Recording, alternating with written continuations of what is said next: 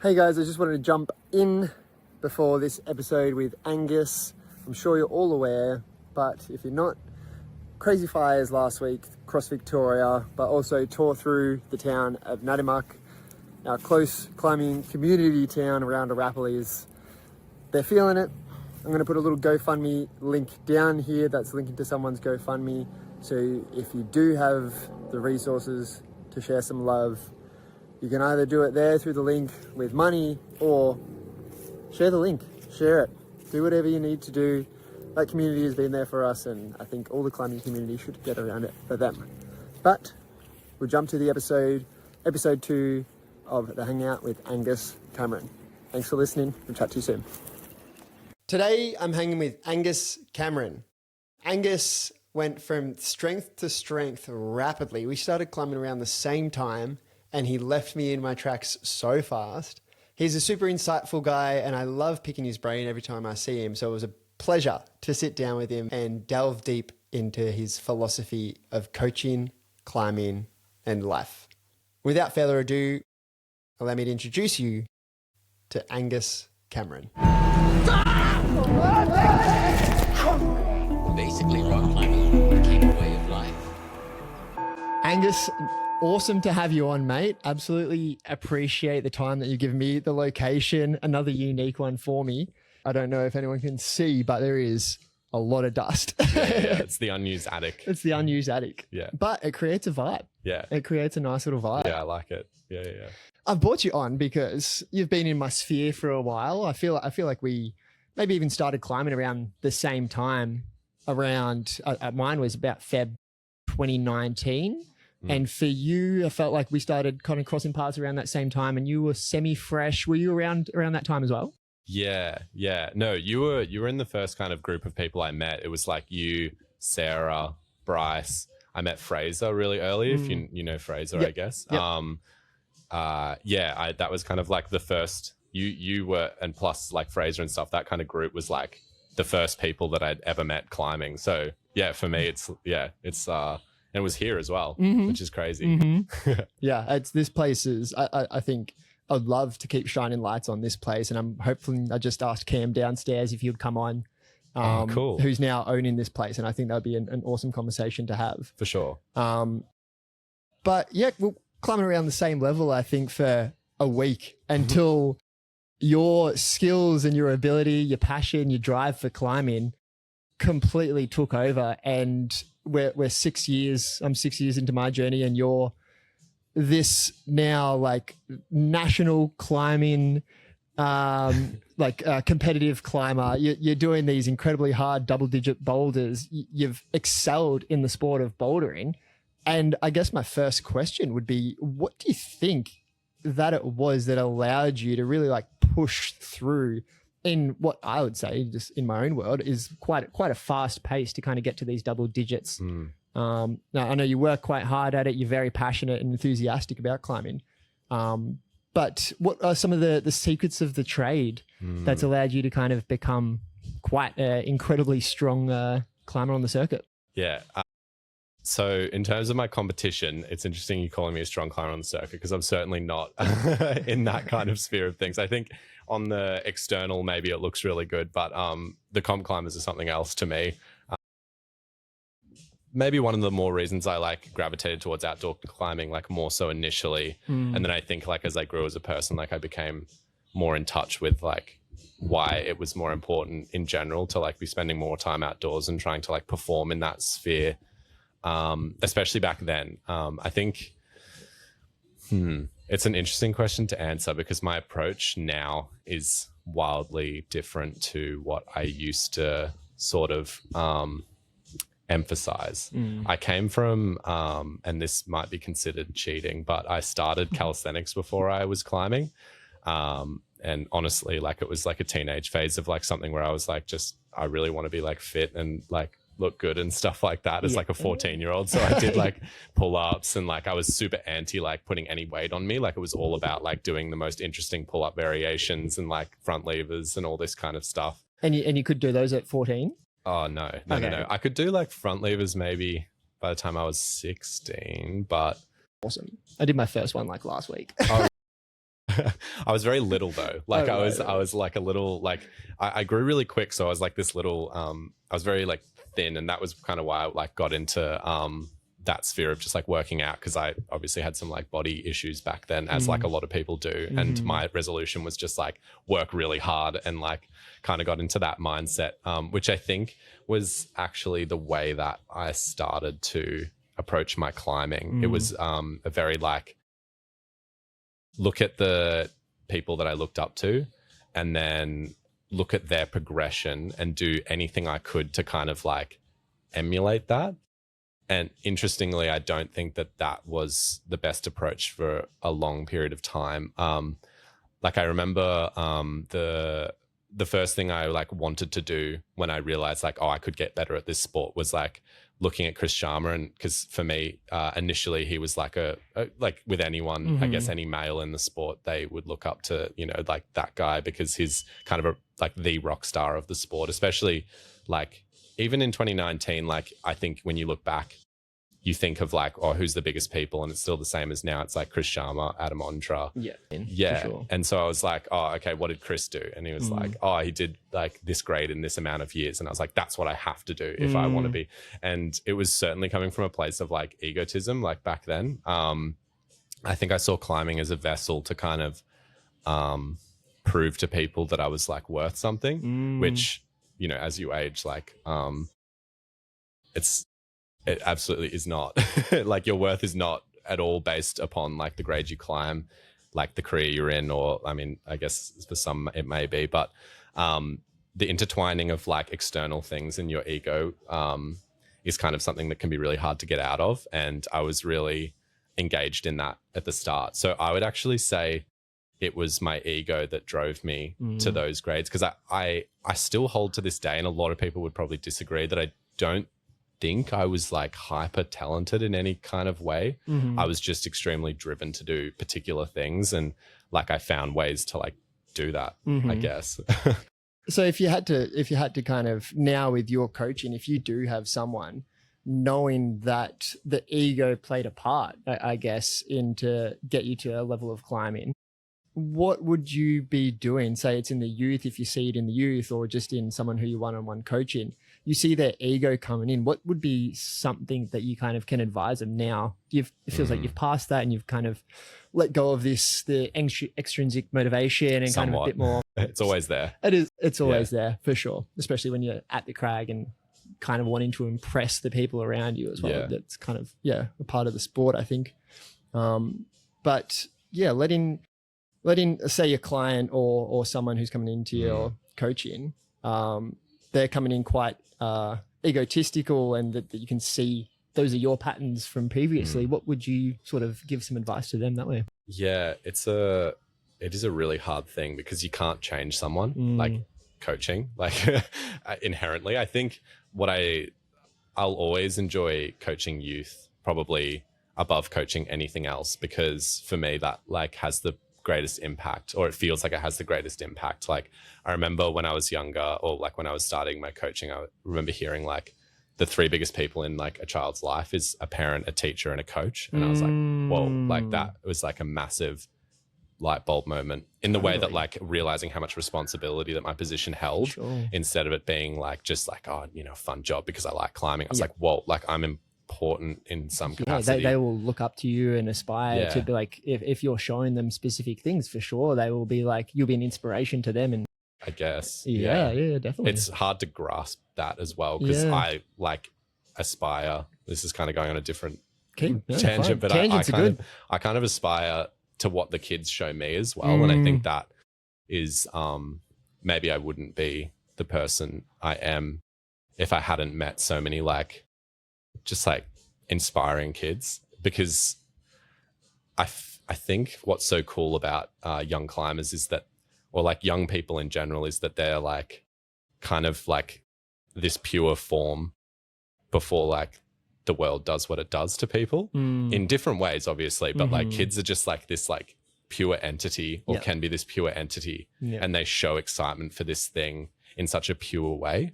And you're like, whoa, like what is that? Like they're not trying to like, especially like much younger, like 10 years old and stuff, they're not trying to impress me or like impress anyone. They're just like, oh my God, this thing is so cool. Like, and they're just like slapping around on slopers and just having such a good time. And like, I think in essence, like we want to do that as well. We just want to like faff around and like obviously push ourselves, and kids want to push themselves hard as well. That's something I've realized, but like they have a different attitude. And I think that attitude hasn't gone away for adults. But going to your ego question, that was a nice little side tangent. No, yeah, I'm totally in agreement with you. I think it would be such a unique situation to be in the position of coaching kids, because what you would be taking from that as a coach would be, I think, instrumental to your climbing. Like that they are so uniquely themselves most of the time, because they don't have this inhibitions that, like you're saying, have been passed down to us or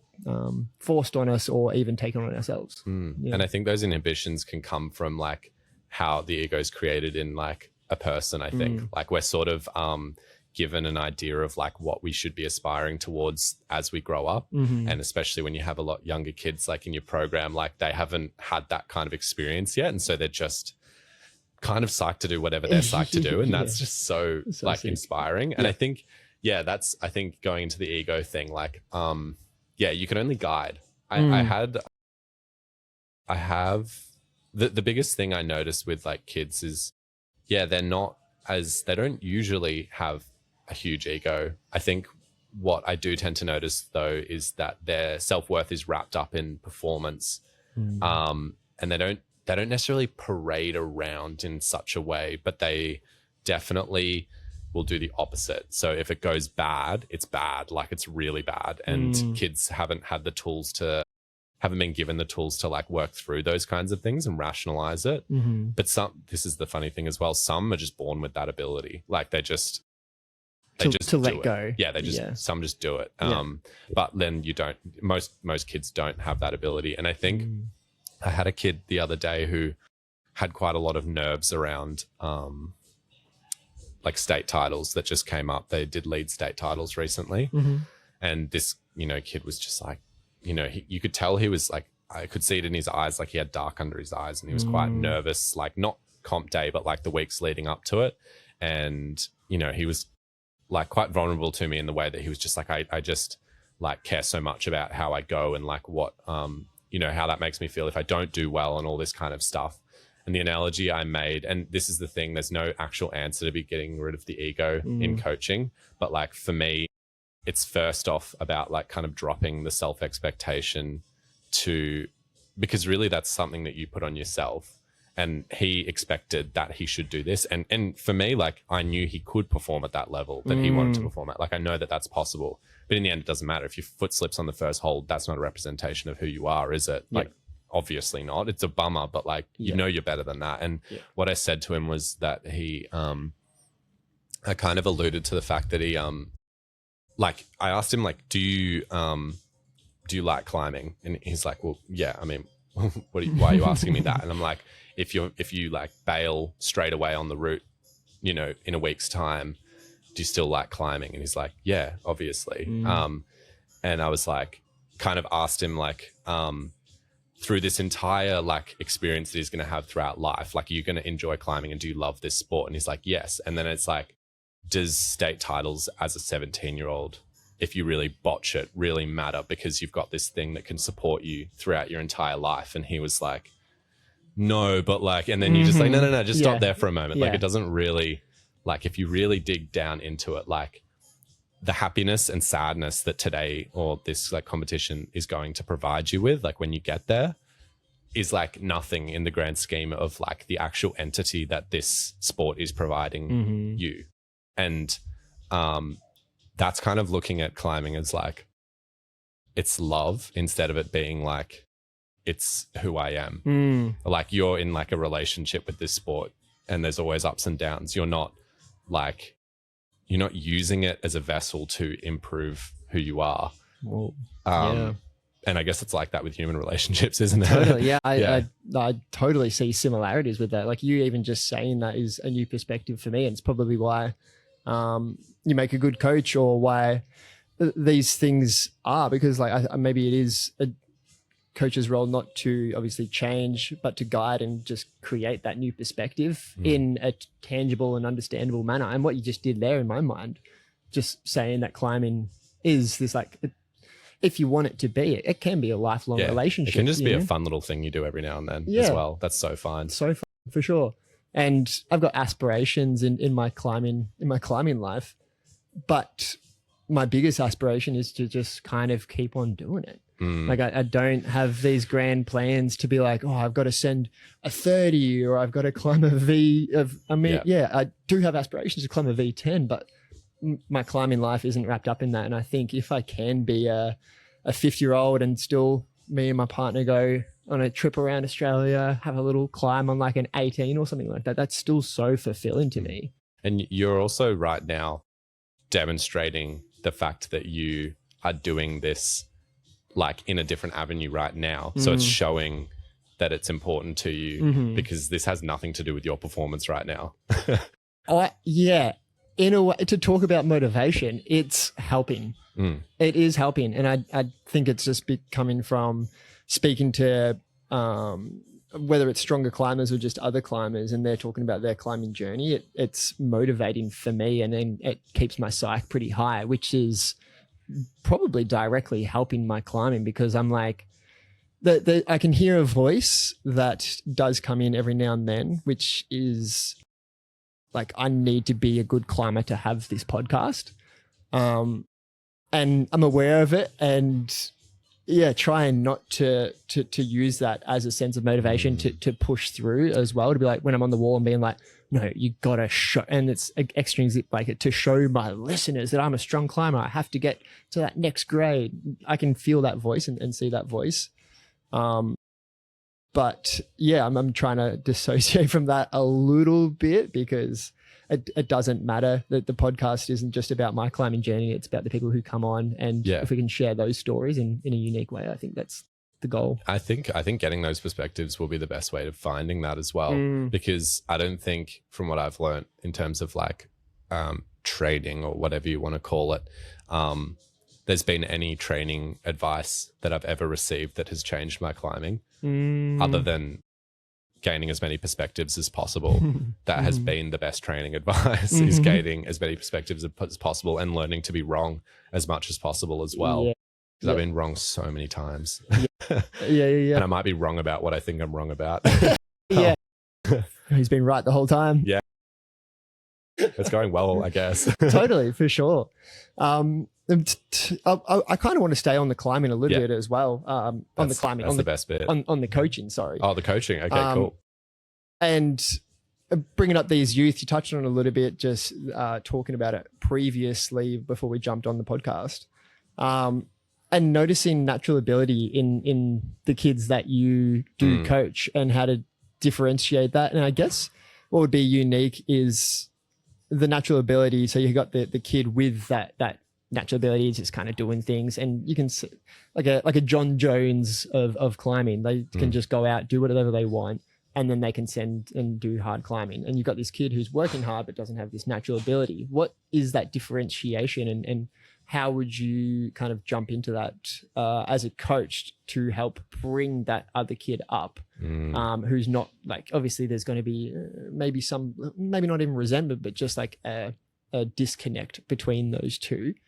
How are you sort of bridging that gap for your... So the one that's like less talented, quote unquote, I guess, like how do you bridge that gap? Yeah. Can I go to the root cause of what I think talent actually is, like in my ethos? Absolutely, please. Okay. This has been something that I've been reflecting on. I don't really know how true it is, but it's kind of more sociological in terms of the like why a climber ends up being a great climber. Like obviously a great climber, you perceive, like, you're not going to say when you first saw Adam Ondra climbing, you would have assumed that he was talented, right? Like when you see like Shauna Coxey climbing, you would have assumed when she started she was talented. Like the thing that I have with that I think is really interesting is that if you get this kid and they instantly start performing in this sport, just like in the gym, you're just like watching them and they're like climbing really well.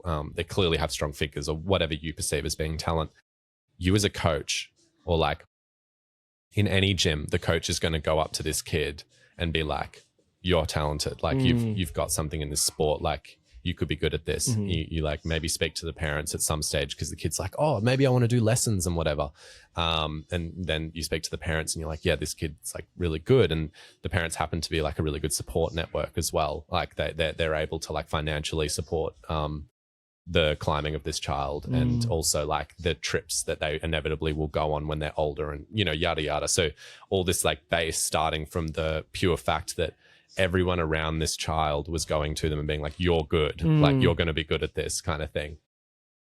But this is the thing I've been tussling in my head. What if that is what made the kid good? What if the talent differentiation between someone who is not perceived as talented and then somebody who is perceived as talented is actually not as much as what we see the gap being like at an older age, like somebody who's 20 and just like kind of climbing a bit and, you know, like all right. And then you watch a pro climber, the gap is like disgustingly massive. Sure. Versus you can pick an average kid and you pick a pretty talented kid. The gap is not disgustingly massive. It's like, yeah, this kid's just a bit, like they'll send more of the grades than the other kid. So my perspective these days is that it's the mindset that's provided by the community that's given to the child that implicates that the kid is going to be better one day. And I believe that because of my own climbing a little bit. And it's kind of a whole can of worms, I think that. But you're basically going to be granted a better mindset for believing that you're going to be good at the sport when you get older, versus a kid who's never been told that they're going to be good. Like, of course they're not going to be that good. Because it comes into the conversation of belief. Like, how are you going to get, as a youth, it's hard to get belief in yourself. You can get it through like competence. You can get it through performing and showing up and doing climbing well. But as a young kid, it's going to be the community around you, your parents, your coach, your peers as well, being like, that was sick. You're looking really, really, and giving them belief and giving them that positive lift up as well. And the other interesting part of that is that, like, as a coach, you can't lie, because there's the second part is like, oh, what if you just started going up to every kid and telling them that we're going to be like great one day? I kind of believe that like humans can pick up on disingenuous nature like that. So if you were to use that as a strategy in some kind of way, if you believe that was the reason why people ended up being really good at their sport one day, it still doesn't work, because you can't just go to kids and be like, yeah, you'll be good. Yeah, you'll be good. Yeah, you'll be good, because it doesn't. So it's kind of this like weird sociological factor that I don't think can be controlled in terms of who ends up being like a professional climber one day. Like I've seen people with not that much talent, not necessarily get to a like crazy level, but just like they get to a level like because they have worked really hard. People believe in that work hard, and then they get a lot stronger than what you may have perceived initially. Like without naming names, I know some people who I haven't been necessarily incredibly impressed by their physical talent within climbing, but because they're so driven and dedicated and their self-belief, and then because of that they become pretty good, and then I'm like, well, okay, everyone's like, this kid's going to be really good, or this person's going to be really good, and then they do end up achieving those like strength metrics in the far future. It's kind of like, that was all mental. Like that had nothing to do with the fact that you were physically capable at this sport over any other sport. But obviously, like, you're Michael Phelps and you have flipper-sized feet, and there's a big difference there. You can't believe your feet to be big. But I can't believe climbing, I can dunk. Like, there's probably a genetic thing at play as well. Like Phelps, he didn't have like that. He had an incredibly high threshold for lactic acid as well, which allowed him to not pump out. But I guess the question is, could have an average Joe gotten to the Olympics? Maybe not beaten Michael Phelps, but could have an average Joe gotten to the Olympics if everyone believed in them in swimming? I don't know. I'm inclined to think that maybe. I don't know. It's a hard question to answer. Belief is an incredibly powerful thing. Like that's religious belief, just belief in self. I always use, this might get into the weeds a little bit as well, but like I'm a UFC fan, so using Conor McGregor here, his belief in himself. Jose Aldo fight, if you've seen it, he believed that it was going to be the specific left hand knockout, and it was. So everyone called him Mystic Mac, because he set this belief, and it wasn't just like, I believe this is going to happen. He was like, That's what's going to happen. Yeah, I do remember that. Just setting this true intention of belief, which kind of makes me, I've had this thought and this play of belief being God itself, to go a little bit deeper, you know? So like, why belief is the middleman to all religion. Like, it takes a level of faith. It takes a level of belief in yourself to you know, hold God in your heart, or to hold any kind of religion. It's all, there is quite a level of belief, but why not just take that first level of belief as source? Why not just take belief as the thing in itself? Yeah, like belief in something not necessarily tangible. Exactly. Yeah. Yeah. And just allow belief to be the thing that pushes you. Like, it's, science can't prove a lot of things. Like, faith is super necessary. So I think totally. And faith in yourself, I've noticed a lot in my climbing lately. Physically, I don't think I've made a lot of changes, but mentally, there's a level that I'm getting to in my climbing, which is all from having a positive belief in myself. My climbing has gone to another level in my eyes, and it's been so fun. Like, it's been awesome, because I'm not thinking on the rock. I'm not, when training, I'm not just like, these thoughts are not coming into my head, which is so nice not to have, of, just kind of disbelief. Like, oh, I'm not gonna be able to do that move. I'm not gonna be able to do that climb. You can't do this. You can't do that. And being able to be on top of those beliefs and not believe them, and believe that I am powerful, I'm strong, I'm good enough to do this, you know, all of these things has been probably one of the most instrumental things for my climbing and just, you know, just everyday life. It's a feeling, like the belief. It's a hard one to tap into, because it's a hard one to believe sometimes as well. Yeah, because you can say like, I can do this, or I believe I can do this, and whatever. But like, in your core, like, you know, that's not quite the like thing that you are like feeling. Like, there's an interesting feeling, I think, when you believe in something. It almost feels, for me, it feels like you wrap your like head around it in a way. Like, when I believe I can do a boulder, the boulder feels extremely tangible, and it's like this like moment of like, it's there, like I can see the thing, like the process, the tangible thing. Yeah. And that's a different thing to just being like, I think I can do this, or I can do this. It's like this feeling. And sometimes I can feel the two feelings like fighting, and then like I just try really hard to make the one of like, yeah, this is it, like to win. Yeah. It's freaking interesting that so yeah, going back to your thing, putting like teaching kids to believe in themselves, I think is how you bridge that gap. Yeah. Because most, like, honestly, like, especially at an Australian level right now, like state and even national, like, I'm going to go out on a limb and say, like, at a state level, you can win if you just believe in yourself more than everyone else for a couple of years. At a national level, I still reckon not very talented climbers can win, or at least top 10 if they're like just super driven, like, I think, and have the community behind them, and like they're you know, whoever's able to like pay for them to do X, Y, and Z. But yeah, those things are like, I mean, the money thing is kind of unfortunate in my eyes as well. But yeah, it's almost like belief somewhat has a pay to play, almost a privilege level to it as well, which massively. Yeah, super interesting. I took a quote from your website actually, and I'd be interested. It's very community based, and it's resonated somewhat with me. And you said, one of the reasons I love this sport so much is sharing the elation when witnessing the success of others in the community. And I think that's like such a beautiful thing in this sport, is it's so community based. Like, we've maybe all felt it when we're on the boulder or on ropes, and you know, you haven't spoken to, maybe you've said hi to the people at the crag or something like that, but they can see you working, and they can see you like kind of almost cruxing out and like power screaming and getting to the top, and you come back down and everyone's like cheering you on, and you have this like massive community feel. What do you think is like the uniqueness in climbing that allows community to have such this strong, tangible feel? Whoa, that's a hard question. It's a good question though. I feel like it has to have something to do with the representation of what we're doing in a way. Like because we're not ultimately like, you know, like when I started climbing, like I was competitive with people and I was like, I want to do this before someone else. Yeah. And like that still like tickles my brain every now and then. Like that's a thing that you think about. But like the feeling of joy for somebody overcoming something is like much bigger. But the thing that I notice maybe is like we're not competitive in the way that we're like trying to beat someone. Like it's pretty hard if you're playing like badminton and then you beat your opponent for your opponent to be like, wow, that was so good, well done.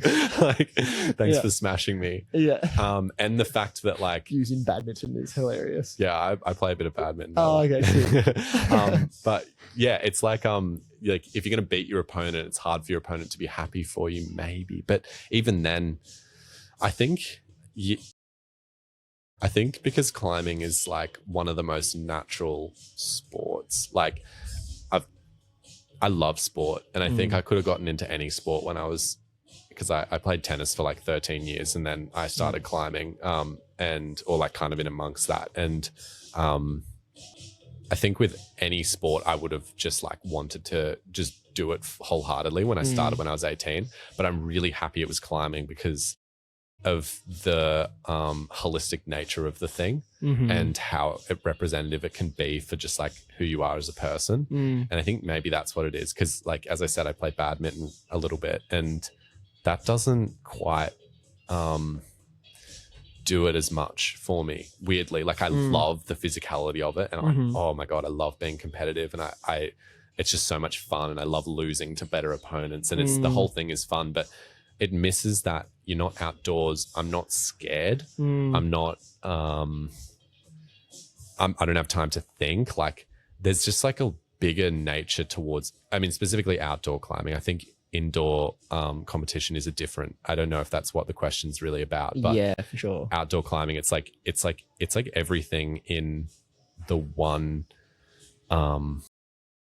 thing. So I think when you watch someone overcome something that was like difficult for them in a multitude of different aspects, it's just like, oh my God, like this person just became better as a person almost, like not because you sent a V13, but because you like challenged yourself to do something tall. You overcame all this like effort for something kind of pointless in the end, or it's not pointless, but like pointless to what maybe this world would see it as. But like you chose this challenge that encompassed so many different aspects of what is challenging, and then you overcame that. And you know, if you care about people and you watch someone do that, it's like getting over like anything in life. Like when someone's sad and then you see them happy one day, you're just like, oh, that's so nice, you know. Like you have, and especially when it's someone you care about, it's like amazing to see someone overcome something. And because climbing just has everything in that, when someone overcomes a climb, it's like, oh, shit, yeah. It's just so good. I can't even explain it. Yeah, I think we can put ourselves in their shoes quite easily. Yeah. Maybe I wonder if that's the same in other sports, but we've probably all been in the moment where have been cruxing out and failed and cruxing out and succeeded and been there as well. So it's, you know, what they're going through in probably a very unique and special way where everyone can understand and be like the moment that it all kind of drops silent at the crag and it's just go. It's just go. And I guess you're tackling like something that isn't human in a way, like it's something else. And so it might have more relatability in that way, because there's not two brains going head to head. It's just like one. And maybe that adds to the relatability of it as well. Yeah. Maybe. Yeah. Yeah. To touch on it in actual competitive climbing, that you probably know more, but just from the viewing on the world circuit and the Olympics, you do see parts of it. And I don't know what happens behind the scenes, but when Janja took gold and Brooke and her held each other and started crying together, like to still see that level of sportsmanship. It's like you can see the climbing community still transition a little bit into the competitive climbing world. I'm sure there's people who are just in themselves, but yeah, it does transition. Even like when you get kicked out of a gold medal spot, they felt like sisters. You're right. I haven't thought about that one. I feel like that is an amazing representation actually of like how positive. Yeah, because we often talk about the negatives of comp climbing, or at least I think about it a little bit, but That is awesome, because you don't see rowers do that after like Australia loses to Germany. Yeah. Yeah. Or in like, which is what happened. Oh, really? I wasn't up to date. Sorry, that went late. I watched the rowing. Okay. Well, I mean, I watched it all. Anyway. What sport haven't you done? I haven't done rowing. Oh, you're just into it. I just love watching the emotions of sport. Like, it's so good. Yeah. Because we think that we're robots and we want to be robots. And some literature really takes that robotic perspectives. But man, I just love embracing the humanity in sport. Yeah. It's raw. Probably the easiest thing to move me emotionally. Really? I think Maybe me too. Seeing one of those like come to grace's sports story, or even like the underdog come from behind and it's all built up to this moment, like it speaks to me for sure. There's like on a personal matters maybe, but like without a doubt, listening to music sometimes, watching movies sometimes, but like sporting moments where it's moments of glory and you have you can see they've gone through like media that moves you the most, I guess. Yeah. I don't know, I really like that. I really like that feeling, and I get that quite a lot. And I think there's some like epic moments in climbing where, you know, climbing's one of those ones where you've literally got a wall in front of you sometimes, and you got to like break down that wall, and to come out on the other side of that is complete and full-bodied human emotion, and that resonates pretty heavily with me. I like it as well for the just sport in general, for like what you see in the people while they're competing. Like I said, I played tennis for 13 years, but like it's still my favorite sport to watch, even over climbing, over competitive climbing. I think rock climbing is like, I love watching that, but I love watching rock climbing as well. But tennis is, for me, it's something else, because how do you get into a 10-point deuce? It's not because the players are so locked up physically. It's because there's something going on in their minds, and they're like battling through that to like at the same time. Real time as well. That's crazy to watch. That's so true. I've never thought about that. Yeah, when you watch tennis, it's just I don't know. Maybe some people don't look at the emotion as much, and they think about the skill, and which is also really interesting. When I watch tennis, I'm not even thinking about the skill. I'm like watching who's kind of like in one state versus the other, and I feel like it's relatively easy to like see when someone's about to lose, or like when you're not often surprised if you're really watching for the emotional side of the game. Like you kind of see it all unfolding in front of you, and it's crazy. Like I love that. And it applies to, I think that's what I like about coaching in a way, is like I love watching other sports and being like, how are these people responding to these situations, and then like putting that into climbing coaching. It's like less technical than I ever thought. It's all just like emotional and mental. Yeah. Maybe that's just my approach. I don't know. Maybe it is just, I'm sure there's climbing coaches out there who are just like, hang, just hang. Yeah, for sure. But that's mental too. It's like toughness, I guess. Right. Like do 50 pull-ups in like 2 minutes. It's like, oh, all right. Like, but like you got to go into a hole there. It's so much is about the emotionality. What would you say would be like the first thing? Let's say a 16-year-old or something like that is coming to you for the first time, has never climbed before, wants to get into it. What would be the things that you're looking for in that person, and then how you would sort of onboard them in a way? Oh, so like if I was to like take them as like a I don't know, like someone I coach kind of thing. And so the situation, I guess, is like, if I was to like place them in like a, when you say like the kind of like onboard them as in like, how would I just start coaching them straight away, or what am I looking for to put them in like a level that I believe is like appropriate for them, or coach them for that? Kind of both, like getting them to climb in front of you and being like, oh, like what are you looking for in it, and how you're breaking that down, and then what would be, I guess, like almost like first up training advice for that person? Like, would that go straight into the emotional, like just have fun almost to start off with? But no, I think unfortunately it's not as emotional maybe with a beginner. I think I'm just like, work on your footwork. Hip work is a huge one. Like I think for my climbing, it was always really massive, like learning how hip positions work.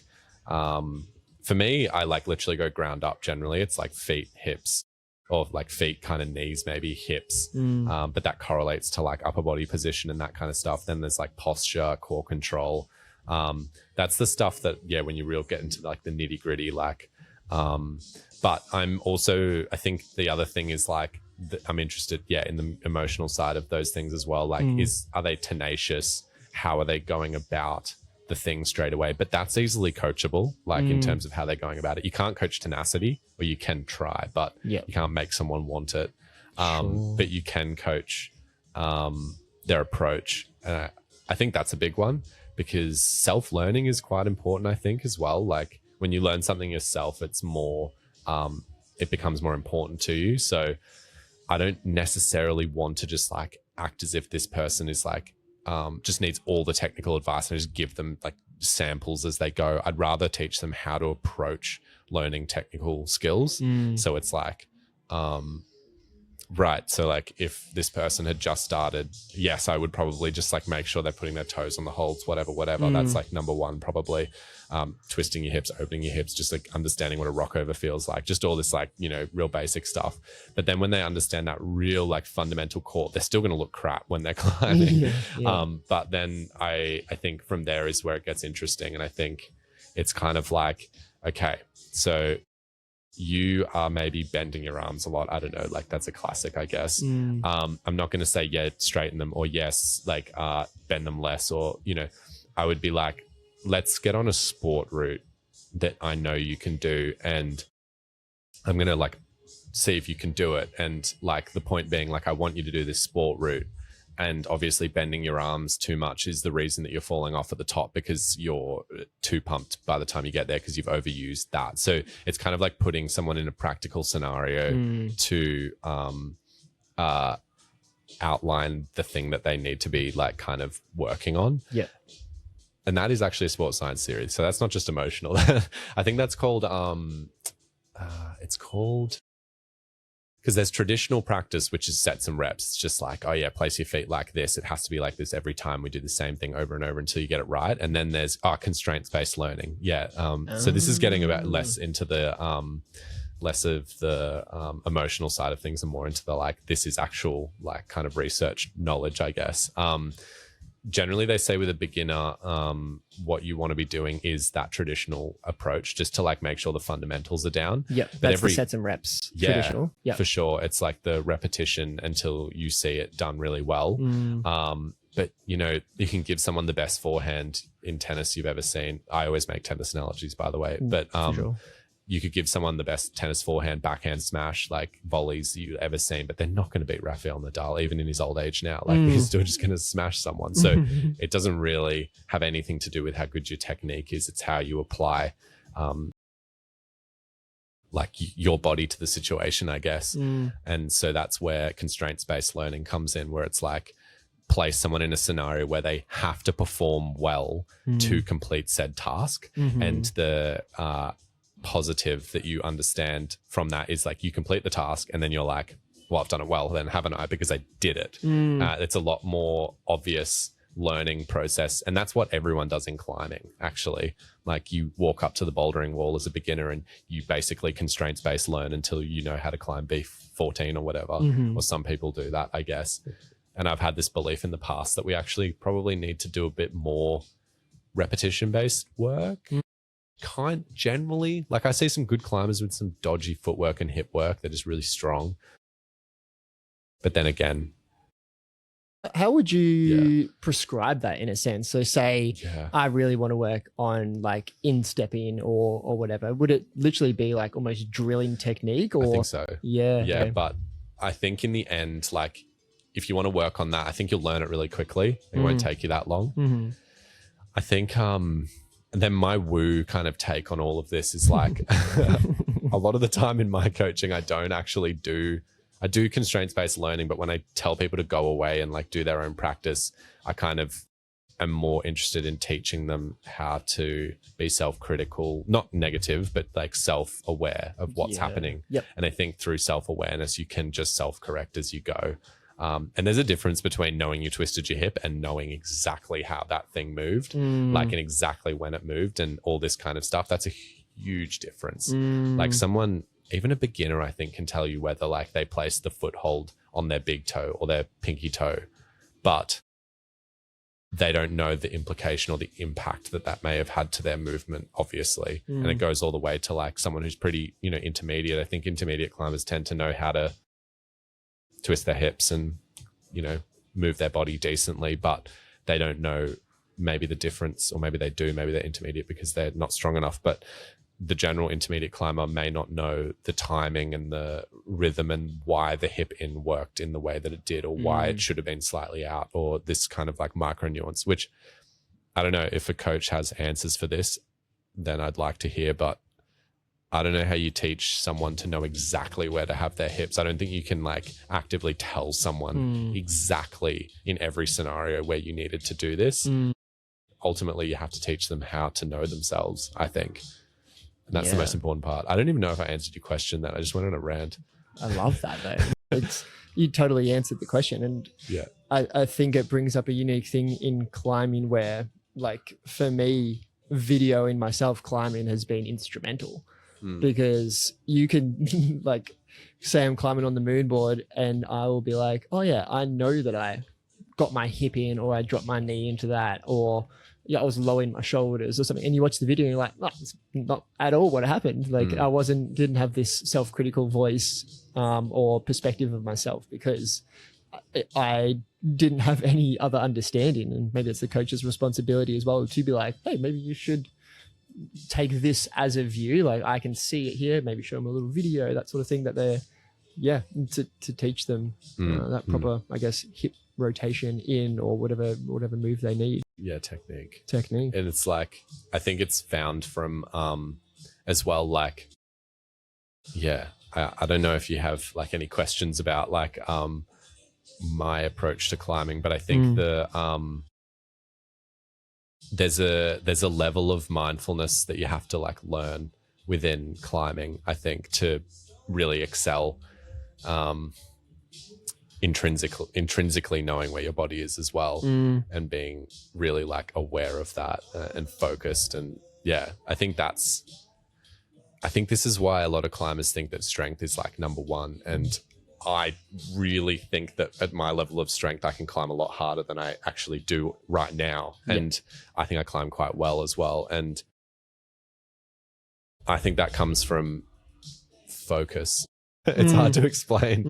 I think this also goes back to that like natural ability thing. If you're told you're going to be really good and all this kind of stuff when you're a kid, like it's like you have this base set of all the things that make you an athlete so early. So I think these athletes who become really good one day, they already know kind of, or they don't know, but they already do these habits that like they just picked up in childhood to like become really good at something. Whereas as an adult, it's so hard to learn these like habits, like body awareness and stuff like that. You actually have to like change as a person, I think, to like start understanding these like things that would have made you potentially an elite athlete in a specific area, but that's the reason you're not. And I think that's where you get climbers being like, I'm not strong enough. Like, and you watch them and you're like, you're so strong.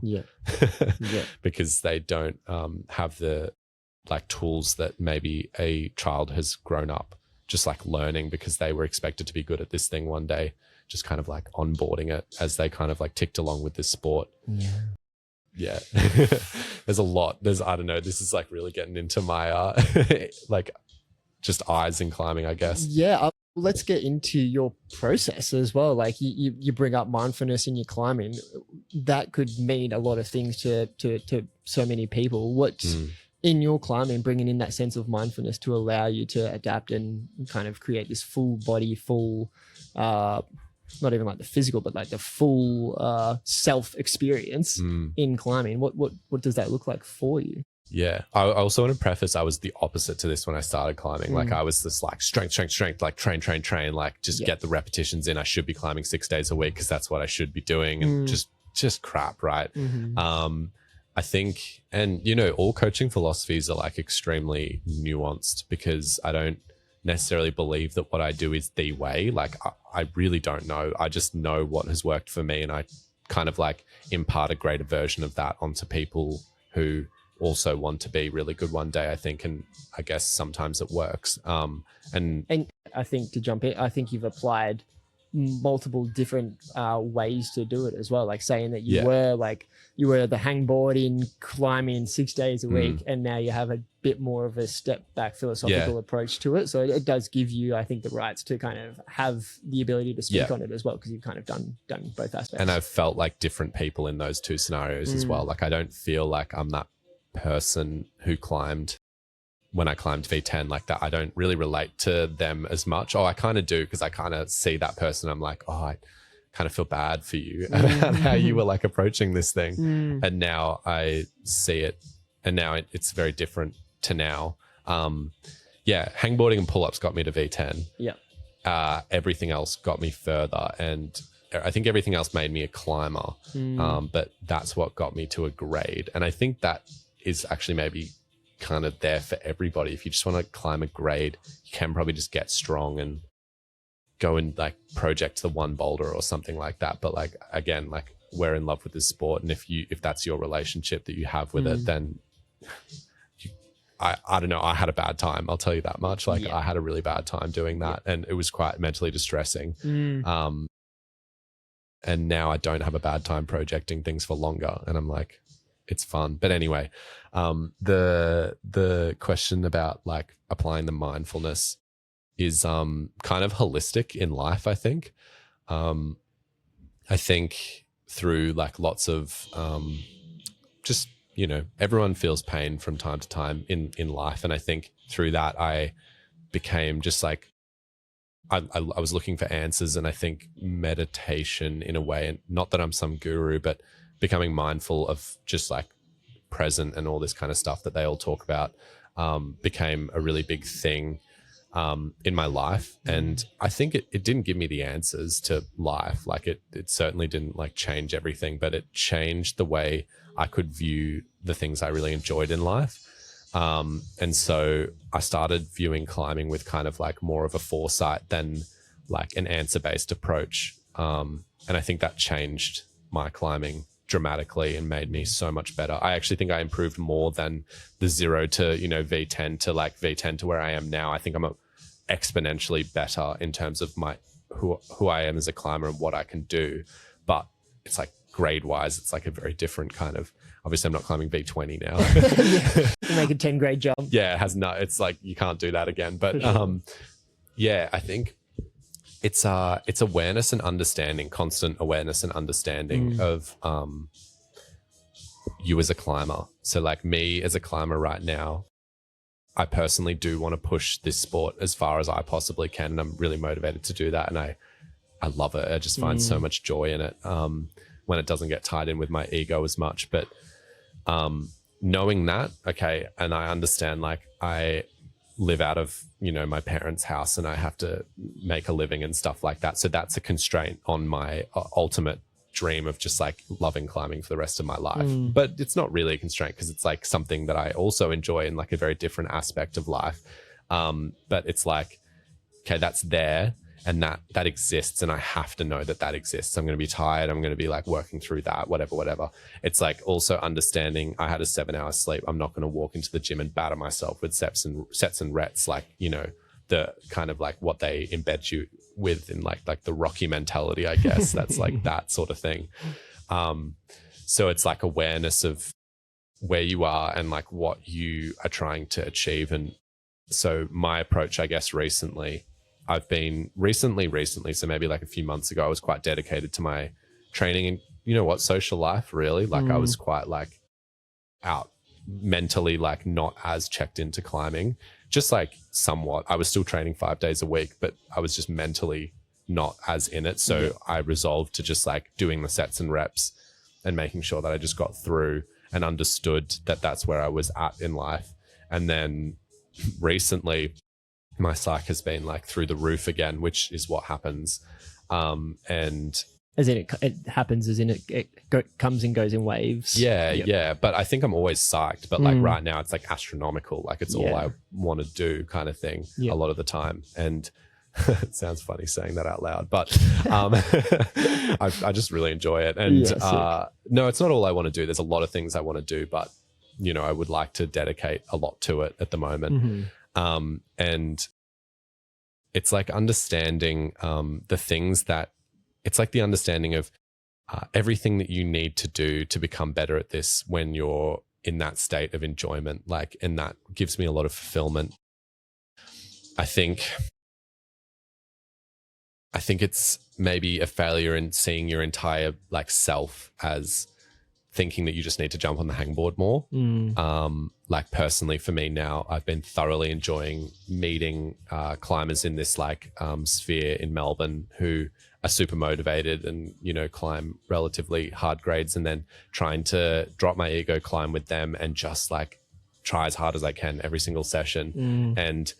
And I sleep well before that session. I have coffee. I eat really well before I go into that session. I just do all these things because I understand that this is the most important thing to be achieving, the thing that I like the most at this time in my life right now. And I know that I need to do this and this and this and that so that this session is super perfect. It doesn't, you know, if it fails, it's fine. I just know that I worked to I gave myself the chance. I gave myself the chance. And I think that is what an athlete is. It's like somebody who is willing to make decisions in wake of the thing that you're trying to get really good at.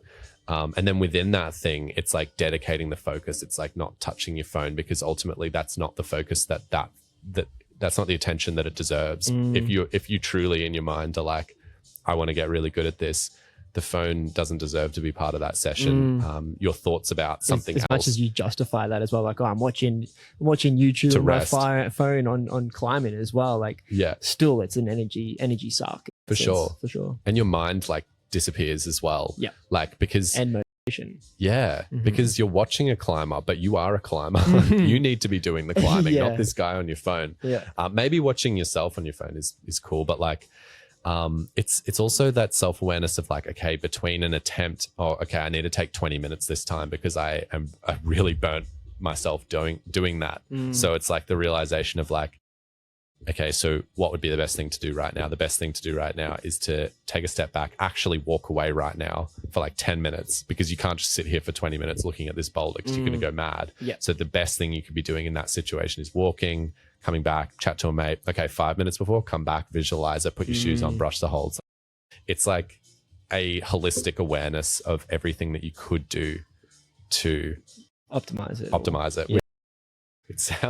It can sound a lot, but I'm also hyper aware that like, it's not always my most important thing. It's just I'm going to capitalize on it when it is.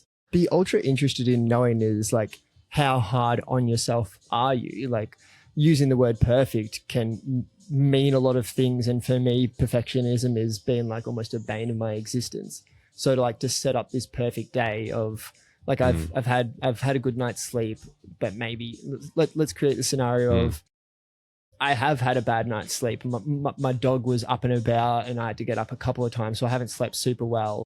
And then I did have breakfast. There wasn't milk, so I couldn't make coffee. And like, these little things happen, and I'm not creating the perfect scenario that I'm trying to create to have this session that I'm after. Are you lenient on yourself in that sort of sense, where you're not just like, today hasn't gone to plan, I'm not going to be able to be this optimized climber and be able to perform at my best? Or is it take it as it comes and have this, try and have this level of acceptance, I guess? The acceptance is the important part. Like, it's actually accepting where you're at. If your dog wakes you up, I'm not frustrated at my dog. It's like, I love my dog. I have a dog back at my parents' house, but like, if my dog did that, I wouldn't be angry at my dog. It's just, I got woken up at 1:30 last night from my dog. Love that. Love that dog. Yeah, you love the dog. I'm not mad at him at all. Like, like you're not.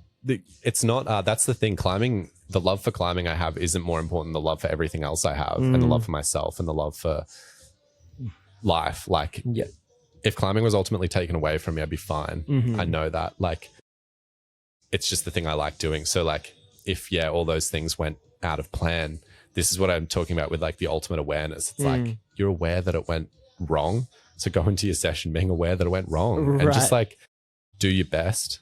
And that's a big thing I encourage in a lot of like the youth that I coach, is like, a lot of them are like, oh, I had a bad day today, or like didn't sleep well, or like I didn't do all my reps this day, I'm going to do them today. It's like, don't do that. Like, unfortunately, I think you optimize as much as your life can allow you to. And when you can't,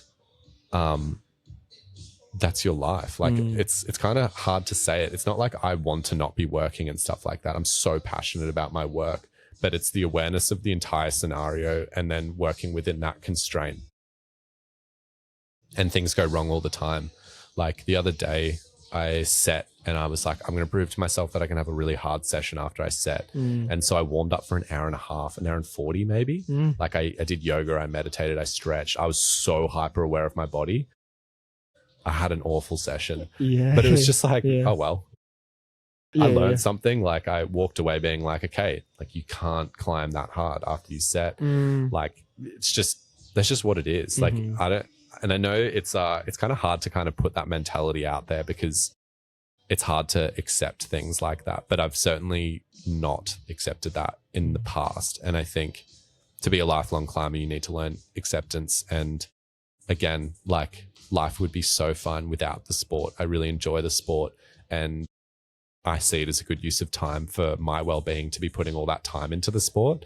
But if I didn't have the sport, I would be doing something else that I can like do in the same way, I guess. Or if it didn't give the feelings and sensations that it did, you'd be doing something else. Like I think we all climb because of what it has given us. I think so, and it's, for me, it's given so much. Like for my level of confidence and courage and everything has been every day applicable on the outside of climbing. Like in my everyday life, I feel like a more confident person. Absolutely. I feel like a more courageous person. I feel braver. I feel just more like in my body. I feel more 100%. Aware. Like it's all from climbing. And I think you would get that with most sports as soon as you get into the nuance and the understanding deeply that you can have these things that transfer between sports and into life, and you can apply them in business and relationship.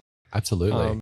And for me, it's just, I'm happy that it's climbing, that I can create these relationships or what is that? I guess we create these little stories and these, there's a word there. I don't know what that is, but yeah. It for you. Yeah, that's fine. We'll edit this out. We won't. No.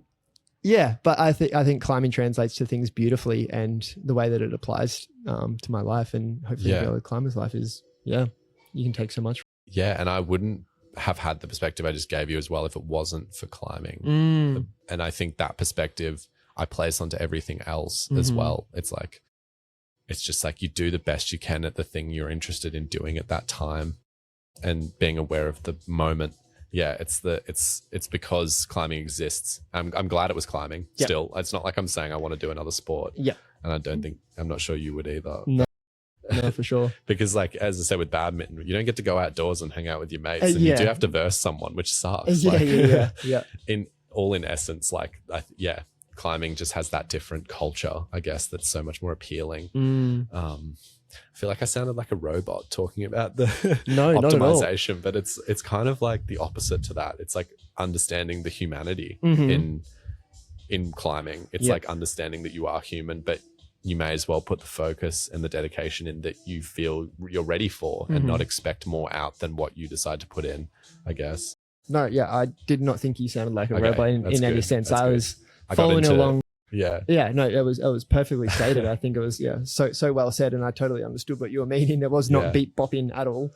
I get into it. I really get into the weeds. And that's, I think. That's your passion of climbing, your passion of coaching, and your passion of self-understanding as well. Like it all comes out. But I'd love to get a bit more into your climbing, like where you feel like it's at. You're sort of saying that it's in a really good space at the moment because you've adopted this level of awareness and perspective and still strength. And using it all, what's in your realm? Like, where are you at? What are you thinking? And talk to me about like, your climbing rock, indoors or outdoors. I will probably do a comp this year, but I don't really know if I'll train. I just, as soon as there's extrinsic like reward, I just like, I'm somebody else, like, so I'm just kind of like, maybe I'll just sign up for something indoors.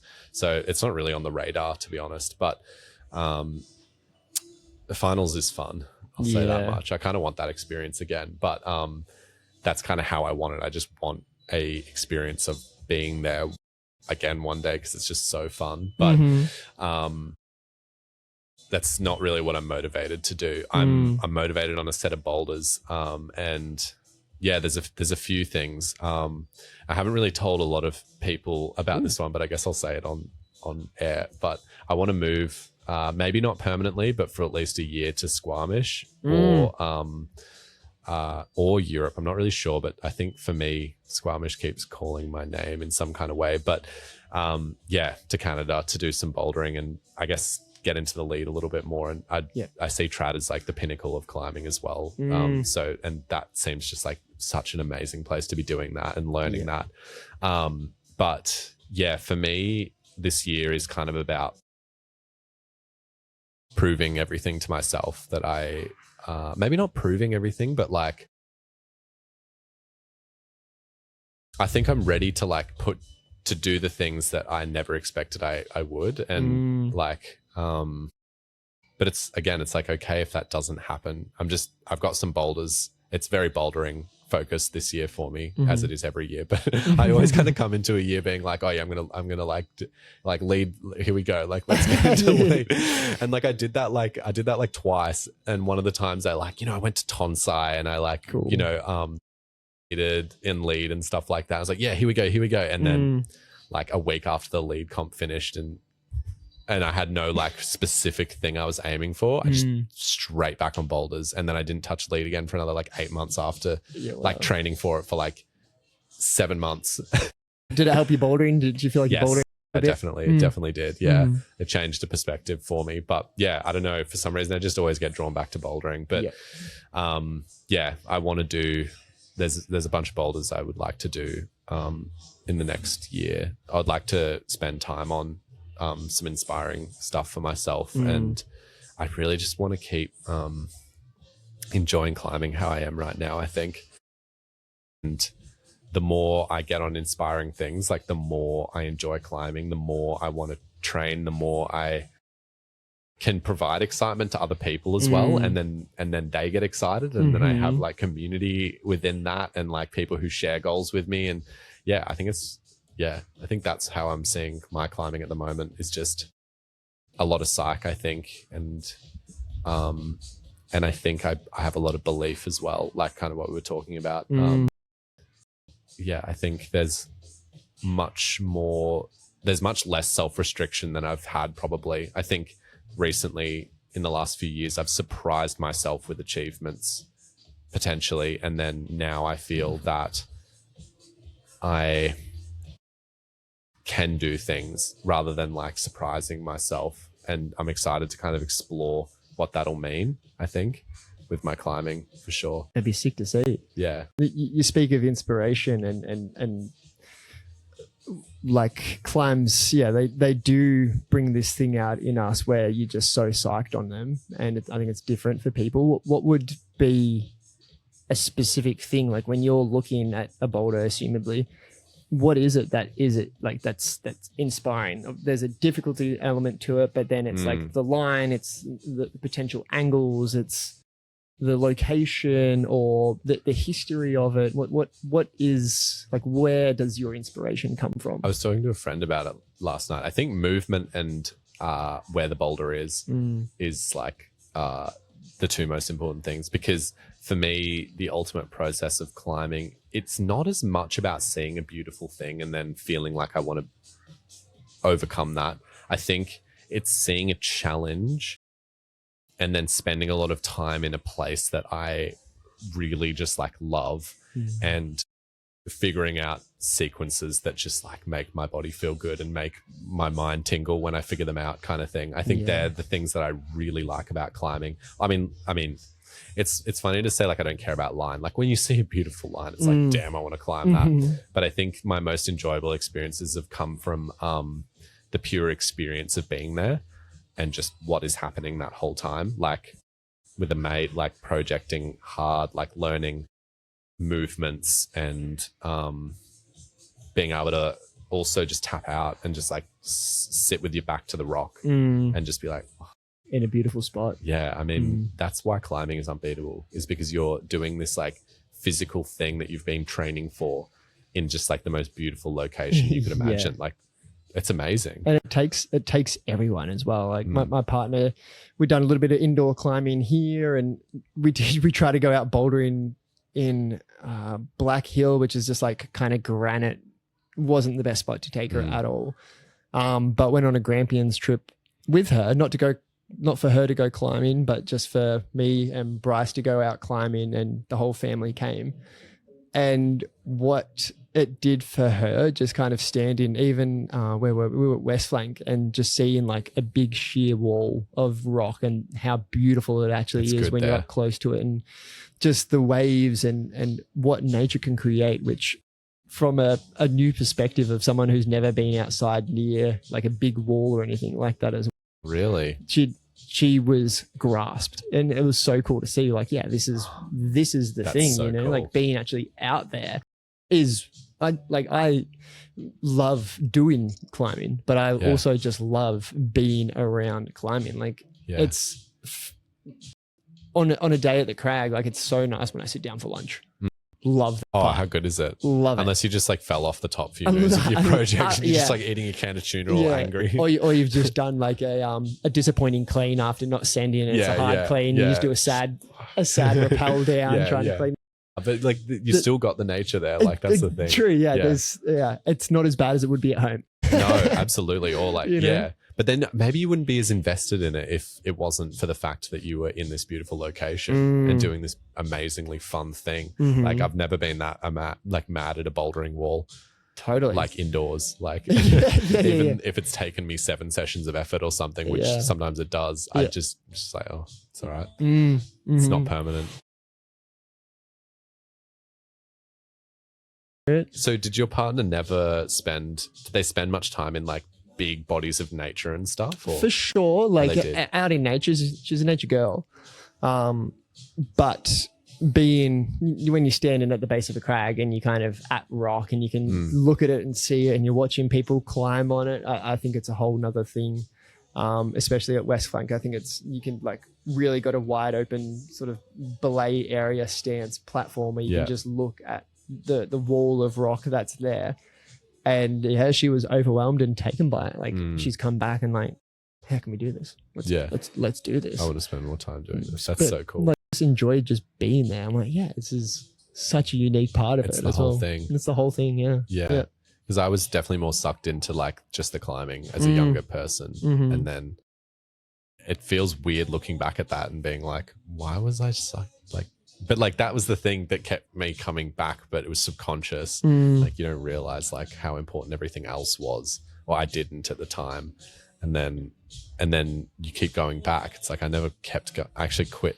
Like I stopped playing badminton recently because you're in a dingy court with no aircon. It's just not as beautiful. Not a plant in sight. No, not a plant in sight. Just like sweat beads off everyone's foreheads and Yeah. Well, it's such a beautiful thing that we do.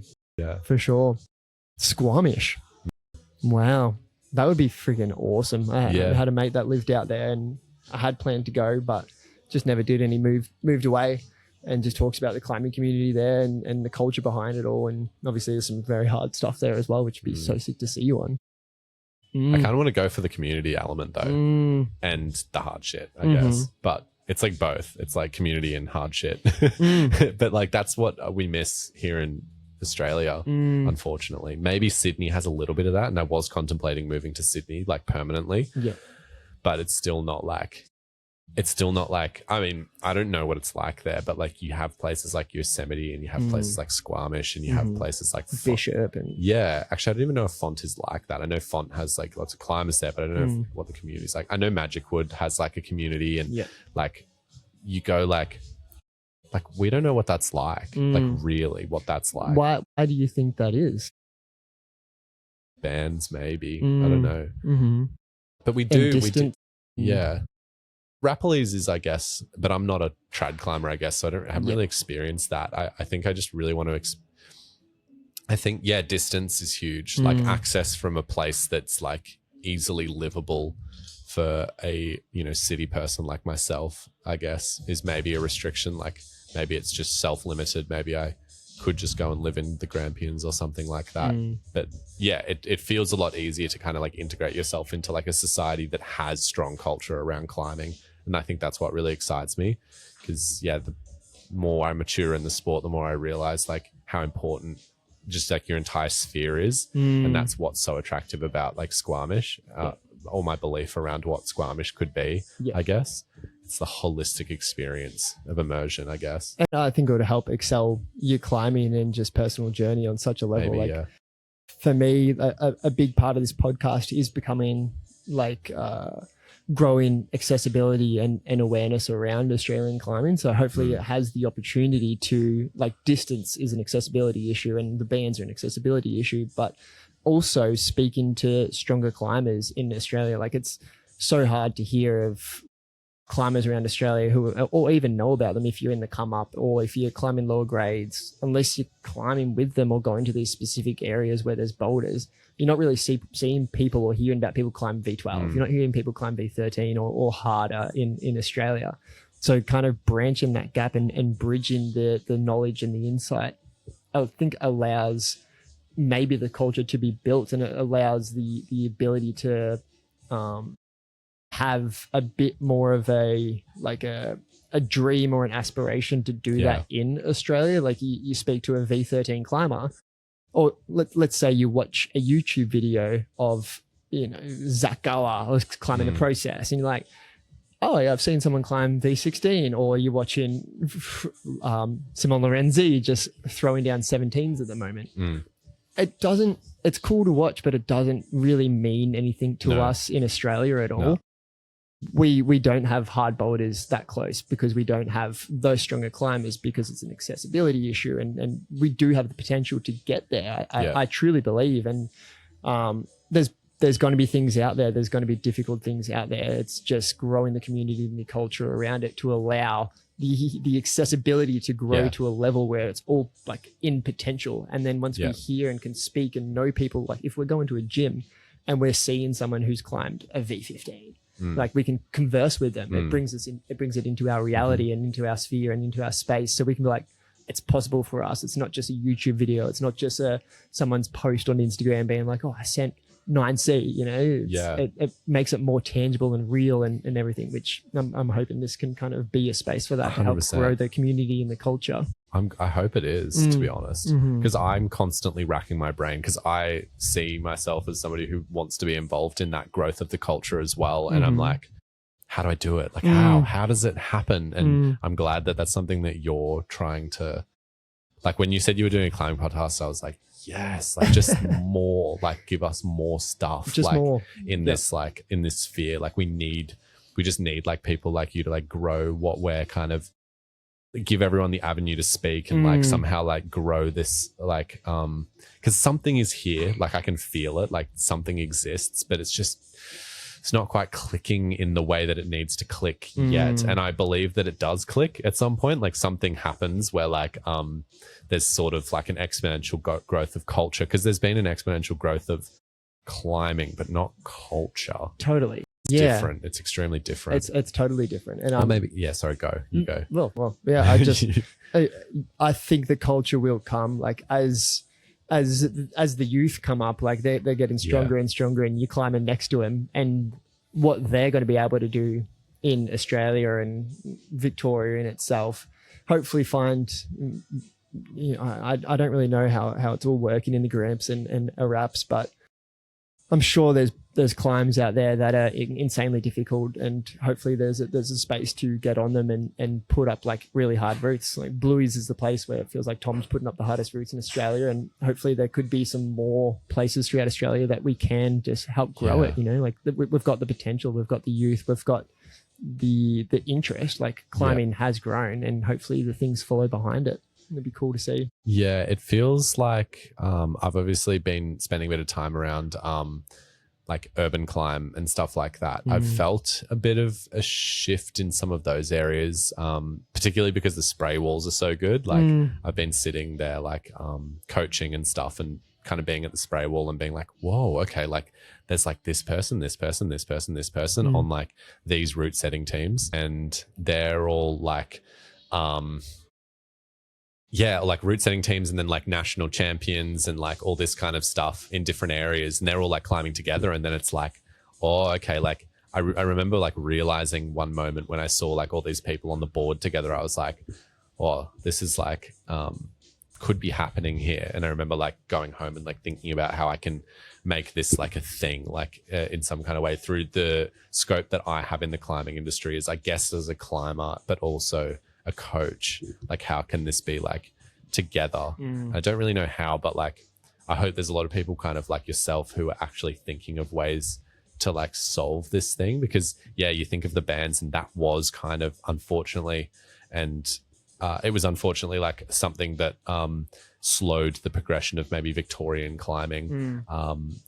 For obviously whatever reasons it happens for, it's slowed it down in that way. So I think we are relying more on comp climbing now to be the thing that like elevates our scene, which I think is positive, because through comp climbing there's going to be more outdoor climbing and all that kind of stuff. But yeah, it'll branch back and bring the awareness into maybe helping lift some of the bands that people feel were like completely warranted and stuff like that. Like maybe it just shines a light on some of the things in a new in a way. Like touching on Osh, I'd love to have her on as well, because she is the one who's pushing competition climbing at the moment, which seems like to pull podiums on the world class level is, oh my god, like goosebumps, man. Like it's so cool to see that there is Australia doing that. Like it's awesome to see, and all that's doing is growing. I think we can do something in the next like 5 years in Comp climbing. I think there's potential for this country, I think, to put some people out there. And then I think after that happens, then some like boom might happen.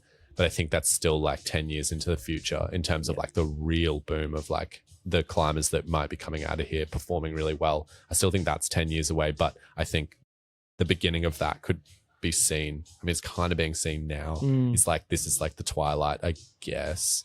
But we really don't know what's going to happen. I just get, obviously I can like coach comp climbers, but I just want to see some people climbing V15. Yeah. It just, well, it's like you're probably a bit more in that world than I am, for sure.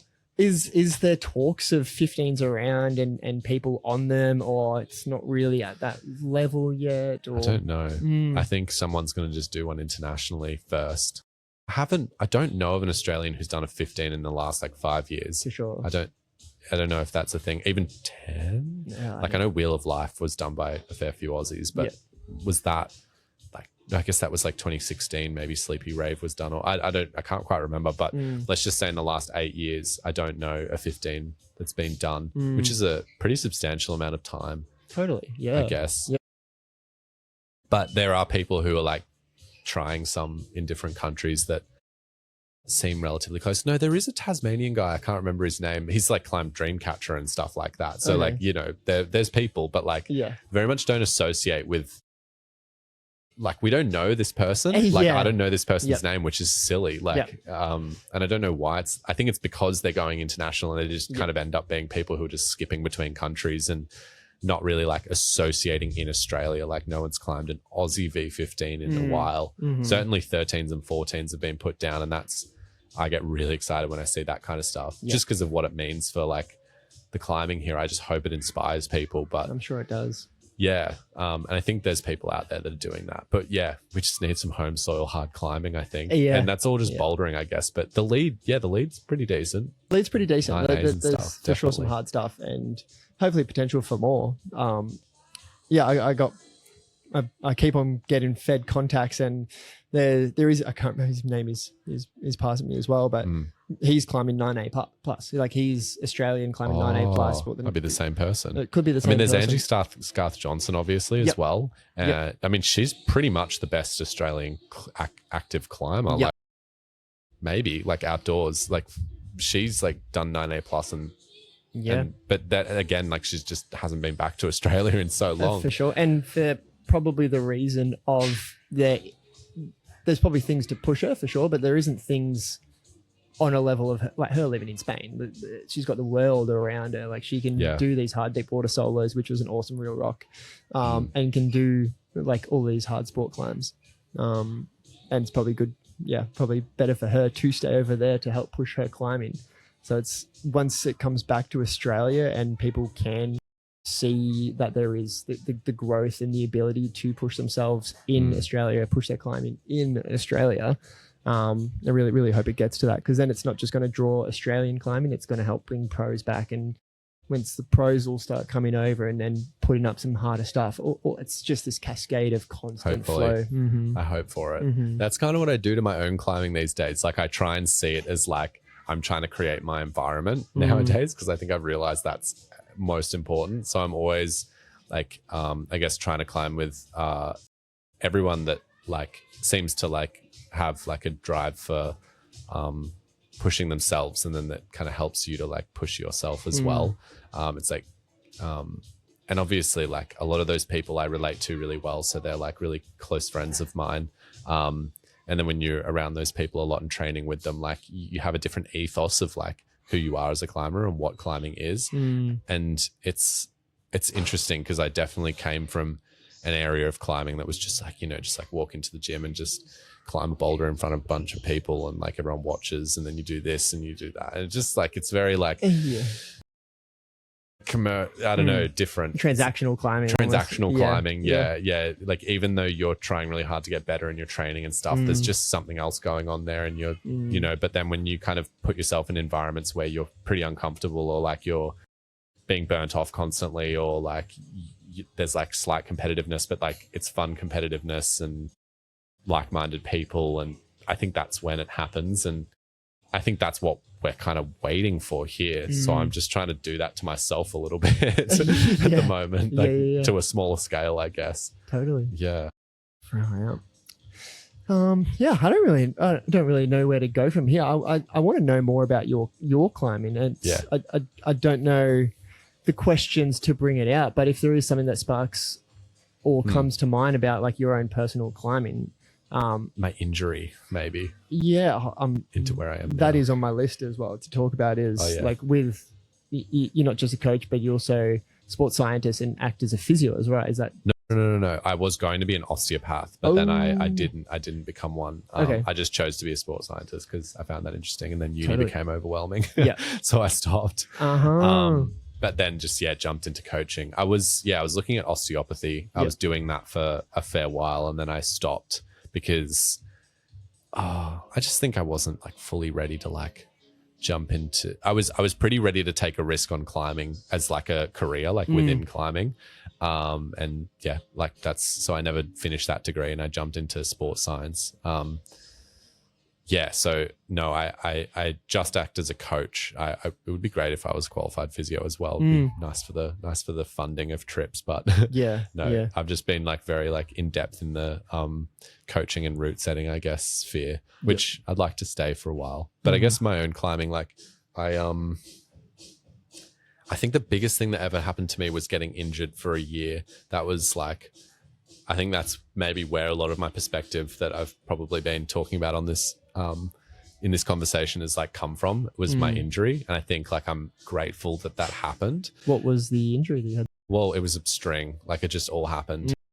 I got tenosynovitis, and that was so bad, like how long that lasted. I think it was 9 months. And near the end of that, I tore like ligaments in my ankle. Oof. And then when that was recovering, I did a pulley, and it was just like one after it. Like I genuinely wasn't like good in terms of my physical ability for over a year, I think it was. And that was straight after sending my hardest boulder at the time.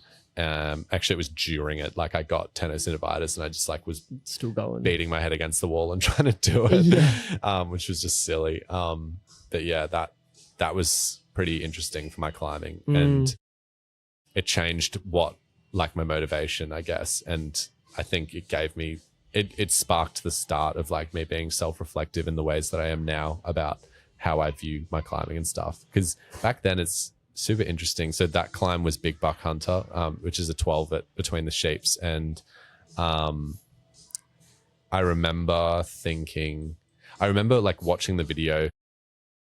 I even watch the video now, and I'm always very interested in like me in that video. Like it's just, it feels very different. It feels like that was the end of kind of like me trying to climb to prove something to myself.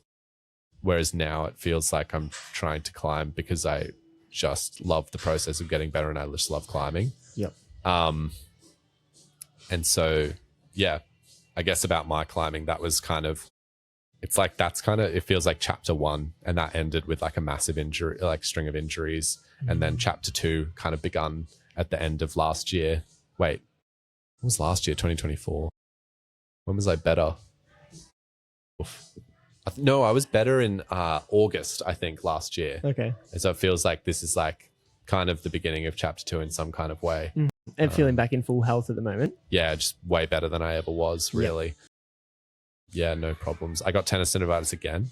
I got rid of it in like a month, and I was like, okay, I think I know what I'm doing here now. And that was kind of like a signifier of how I was approaching training. Like back then was kind of the, you know, like I was 18 when I started climbing, and I was like, I'm going to do like this grade in like this amount of time. And I just like dedicated myself to it, and I just did it. But it was like the injuries that like I was young and I think just like ready to batter my body, and it just, oh my God, like I wasn't eating like I certainly had like a mild eating disorder at that time because I was like trying to lose weight and stuff like that. And I was doing uni like 4 days a week. I remember eating like a protein shake in the morning, and then I would say I only allowed 1 serve of dinner at night. And that was it. So bad. It was so bad. Somehow I was doing that and training 4 or 5 days a week and going to uni, and I had my own job and stuff like that, and didn't get injured.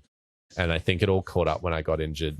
I paid the price later. I paid the price when I was like 22 or something, and then that's when all those injuries happened. I guess that kind of makes sense because you just get older and like your body's not as resilient. But I was obviously working at a high capacity back then.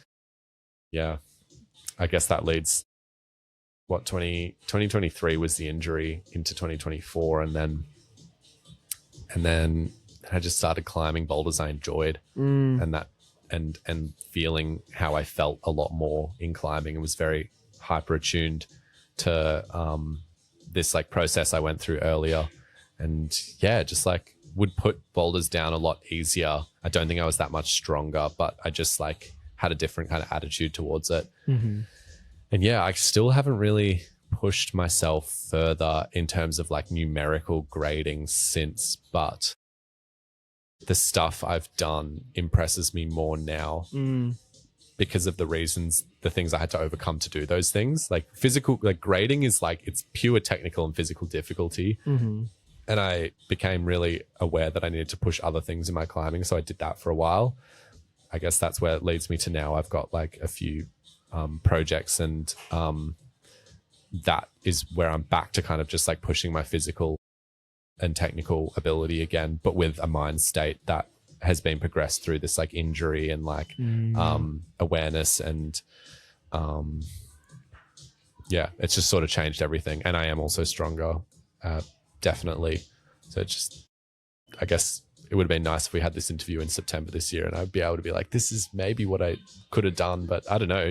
We'll see what happens. I could do nothing as well. But I don't think there is any nothing. Like there's still going to be growth. There's still going to be learnings. Even if you stay at the same grade, you're trying to push what it is that you are trying to push physically and mentally. I guess that's the thing.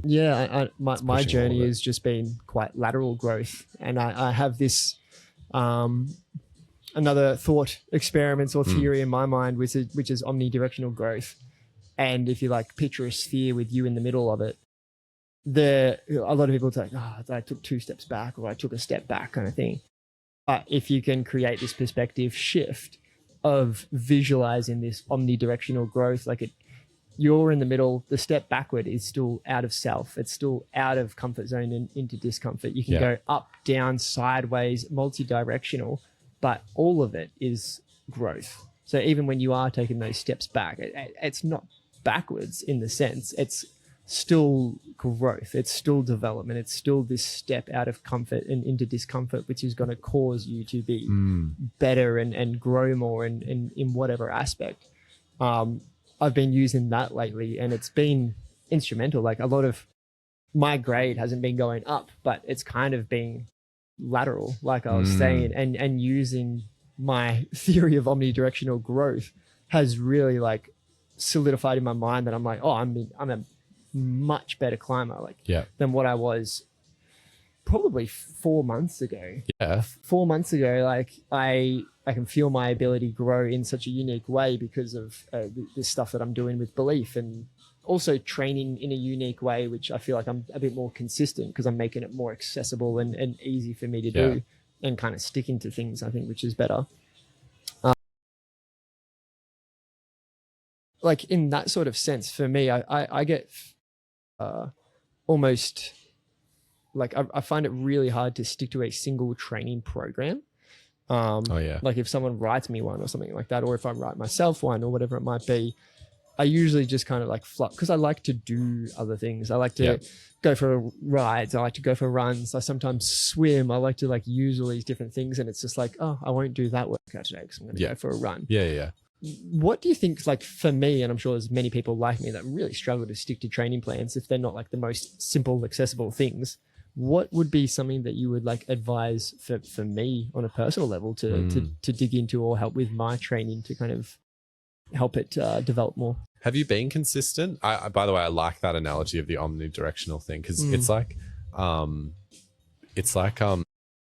that is the awareness of self, I guess, as well. Like it's just realizing, because we're kind of taught in the world we live in now that numerical progress is like the #1 indicator of like where you're at, and that feeds into climbing. Like that's why bouldering is so popular, because everyone's like V4, V5, V6, V7. It's just like V higher is V better, like for sure. And so omnidirectional, like what did you say? What's it called again? Omnidirectional growth. Omnidirectional growth. I'll keep that one. Is like, I'll use that for coaching, I reckon. It's like, it's like I feel exactly the same. I'm so like, I can't explain how much more holistic and well-rounded of a climber I am than I was when I like did my hardest climb. Like it's just completely different, of a completely different world. And so but I haven't progressed technically. So it's how you view progression and success. It's like brings up that conversation a little bit as well. Like you don't hold yourself to the grades. It's, the grades are so intangible and God, they're BS, just as a side tangent. Oh, I think it's so funny that every climber thinks this. Mostly every climber thinks the same, where it's just like, dude, I climbed this climb, I climbed this grade. It felt easier than that grade, but it's because it's in my style. But I was also feeling good this day. And there's just so much like, I mean, there's sandbagging, there's so much like, there's so many elements at play. And then you've got different locations, different grading systems. It's so doesn't really matter. Like, I think it's nice to create drive and create a sort of an aspirational goal. But to put all your eggs in that basket to be like, I want to be a V12 climber. I mean, you're going to be able to do a V12, but there's still going to be V8s that you won't be able to do. There's some freaking hard stuff out there. Like you can't bank on all of it. It's the perspective that like, I guess like a lot of people have this perspective where it's like, instead of thinking of it as a grade for like progression, think of it as a grade for the experience that you're looking for within climbing. And I've heard that a bunch of times, but I think that's a really good like way to sum up like kind of what grading should be about. Because like I've projected an 8 for like 5 sessions. I know I have a friend who has projected an 8 for like, I think 12 sessions, he told me the other day. He's climbed like the 11, like 30 on sport, you know, like very good climber, very well-rounded, like trad climbs, all this kind of stuff, been climbing since they were a kid. And they're like, no, I just want to do this 8. Like it doesn't, like it's my main project right now. It's like, well, that's amazing. Like it has, and oh my God, that thing is really hard. I've tried it, but it's the same as like, I went to the Grampians a while ago and, like I actually tried like Amagama, and I was meant to try on the beach. Those like on the beach is like what has been kind of like motivating me a lot lately. But I got on that, and then I got on like I think it's called Left L Westwood. It's like a 9. And I don't know if I sound silly saying this, but I was so like, I'm setting replicas of the 9. Like I'm really psyched to do the thing. Cool. And I walked away from doing like all the moves on Amagama. I was closer to like, it felt more tangible than this like 9. And I was like, I just want to do this freaking. I wonder if that shows like your growth and transition Maybe, of like the ego that you've let go of. Like, it still feels more appealing to stand on top of Amagama, but in terms of like the pure experience I had, for some reason on this 9, I was just way more intrigued. I can't explain why. Cool. But yeah, it's the same thing. It's just like, it's also the realization that I'm maybe not good at that style. So that like, you know, keys you in on it and whatnot. But we went on a massive tangent as to what you actually asked. I think I was just asking about your climbing, but we're getting information about your climbing. What did you? No, you asked something specific, and I wanted to answer it as well. Because we went. Oh, it was about my training. Your training, yeah. So I'm curious to answer that one. Speaking about like sticking to consistency and a proper training plan, or making it diverse and yeah.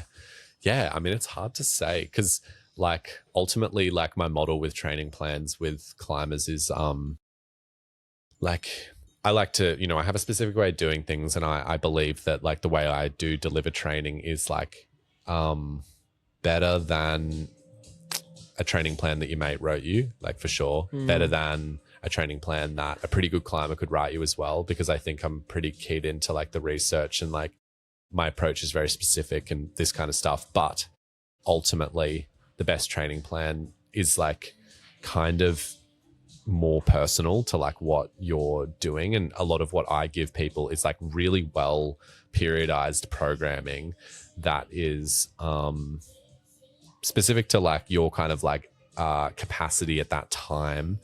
But really what's most important is the fact that they just stick to it and complete it. That's just like, that's kind of the whole reason it works in the end. So like one of the things I think is like, what if I just gave you that, I reckon you would get better for sure, because you probably haven't had that consistency. But there's a double-edged sword to that, because like I spoke about my climbing where I was just like doing so many sets and reps and just like getting into that weeds in that. I didn't need another training plan like to get better as a climber, like at a certain point. So I reckon if I gave you that, it would have been really helpful. But then I can't just keep giving you that for 2 years and you're just going to keep improving. Like I'm going to have to find a different method. And that might not be the best method for you right now either, because it depends how your training looks really. It's interesting because I can remember, I know what your climbing looks like. So I'm trying to think about what that would look like. I mean, there's one thing that I suggest to everybody. No, like two things. Yeah, like trying consistent training and understanding what that feels like for you. And just like pushing that using simple periodization of just like more reps, more sets, more time, more weight, like as you go. That's great. But then like the second thing is like climbing, we're going to go back to mindfulness, but climbing mindfully. I do this thing like with a lot of climbers, and it's basically just climbs extraordinarily slow and like being really picky with your body position. And it's pretty simple, but it's like you literally just get someone to get on the wall.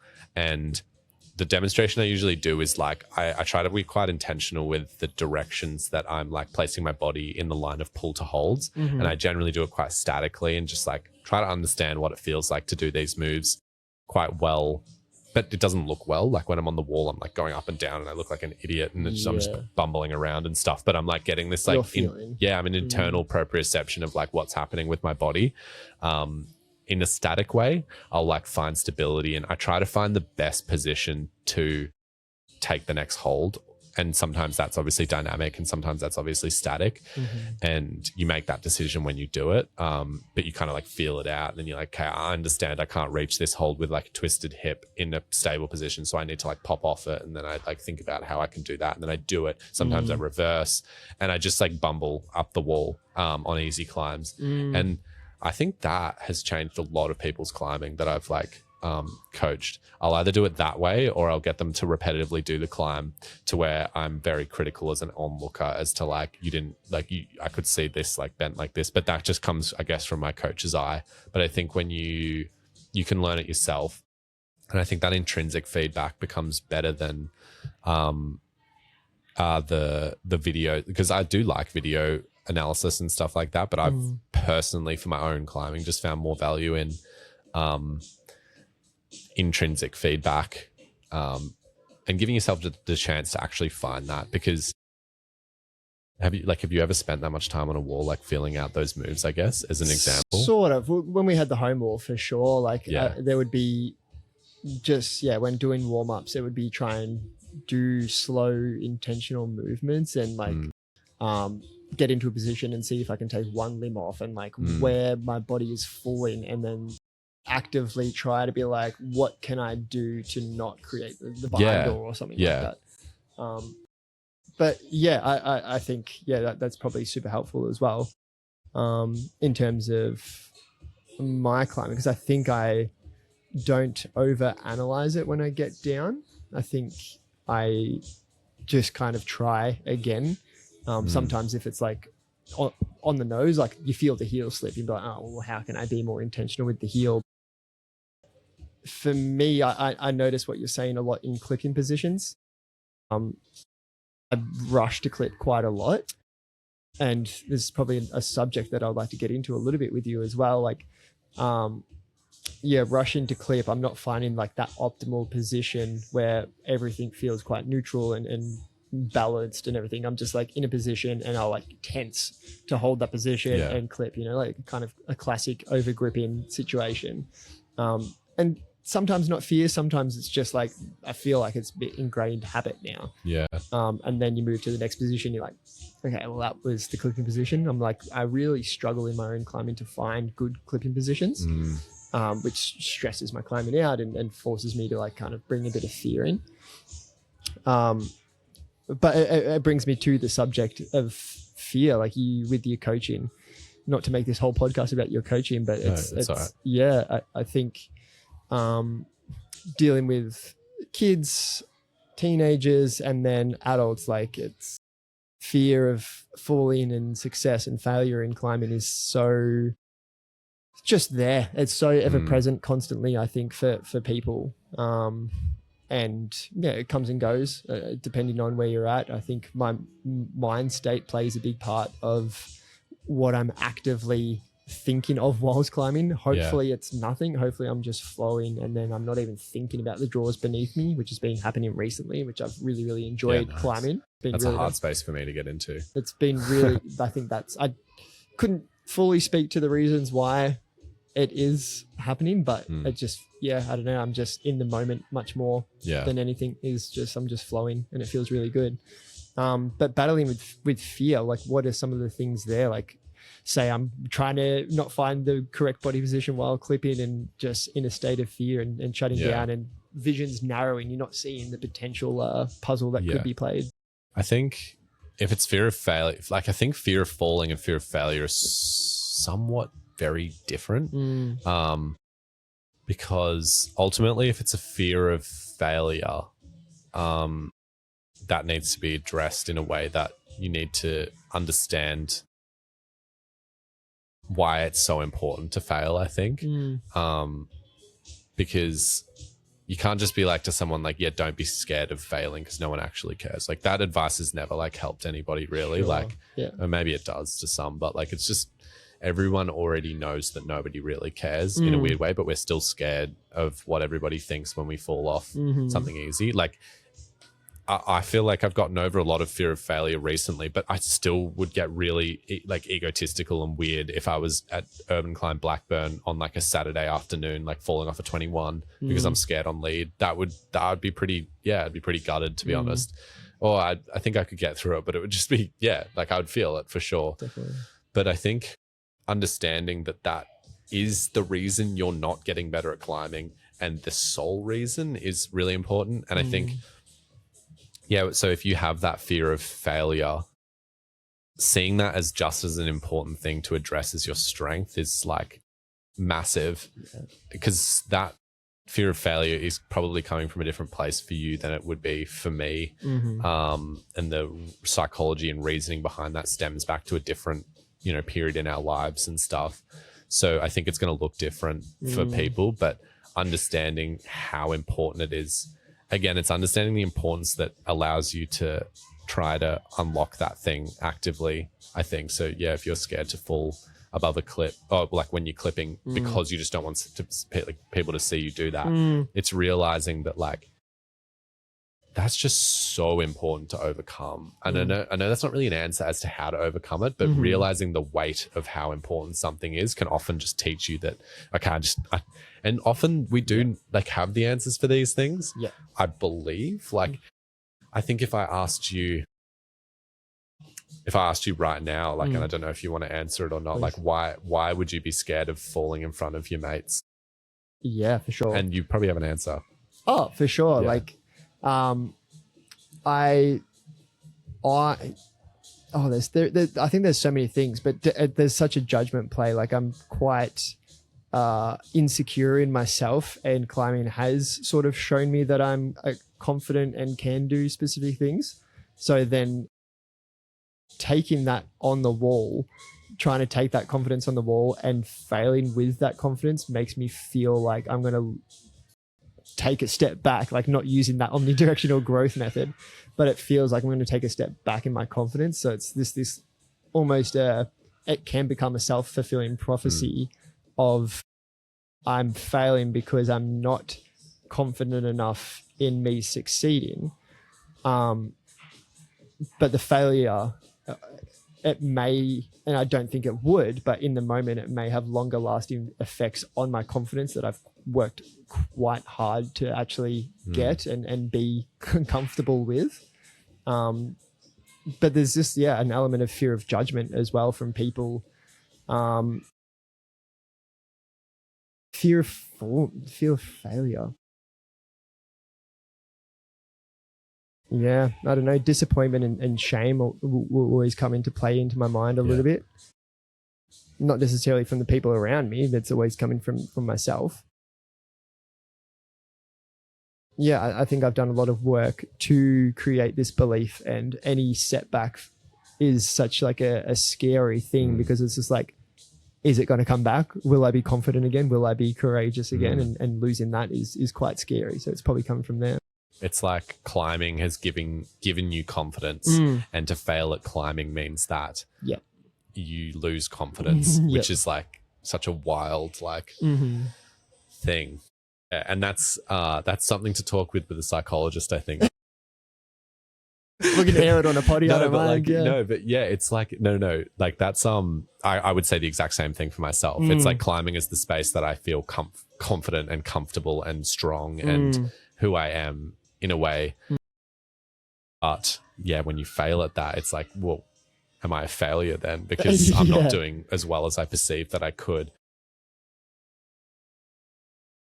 I think, and I think there is answers for that in terms of like, the way you view climbing in the long term, because it's an issue that can be overcome. And I think the most basic overcoming of that issue is doing the thing that you're so scared of and realizing how unimportant it really is.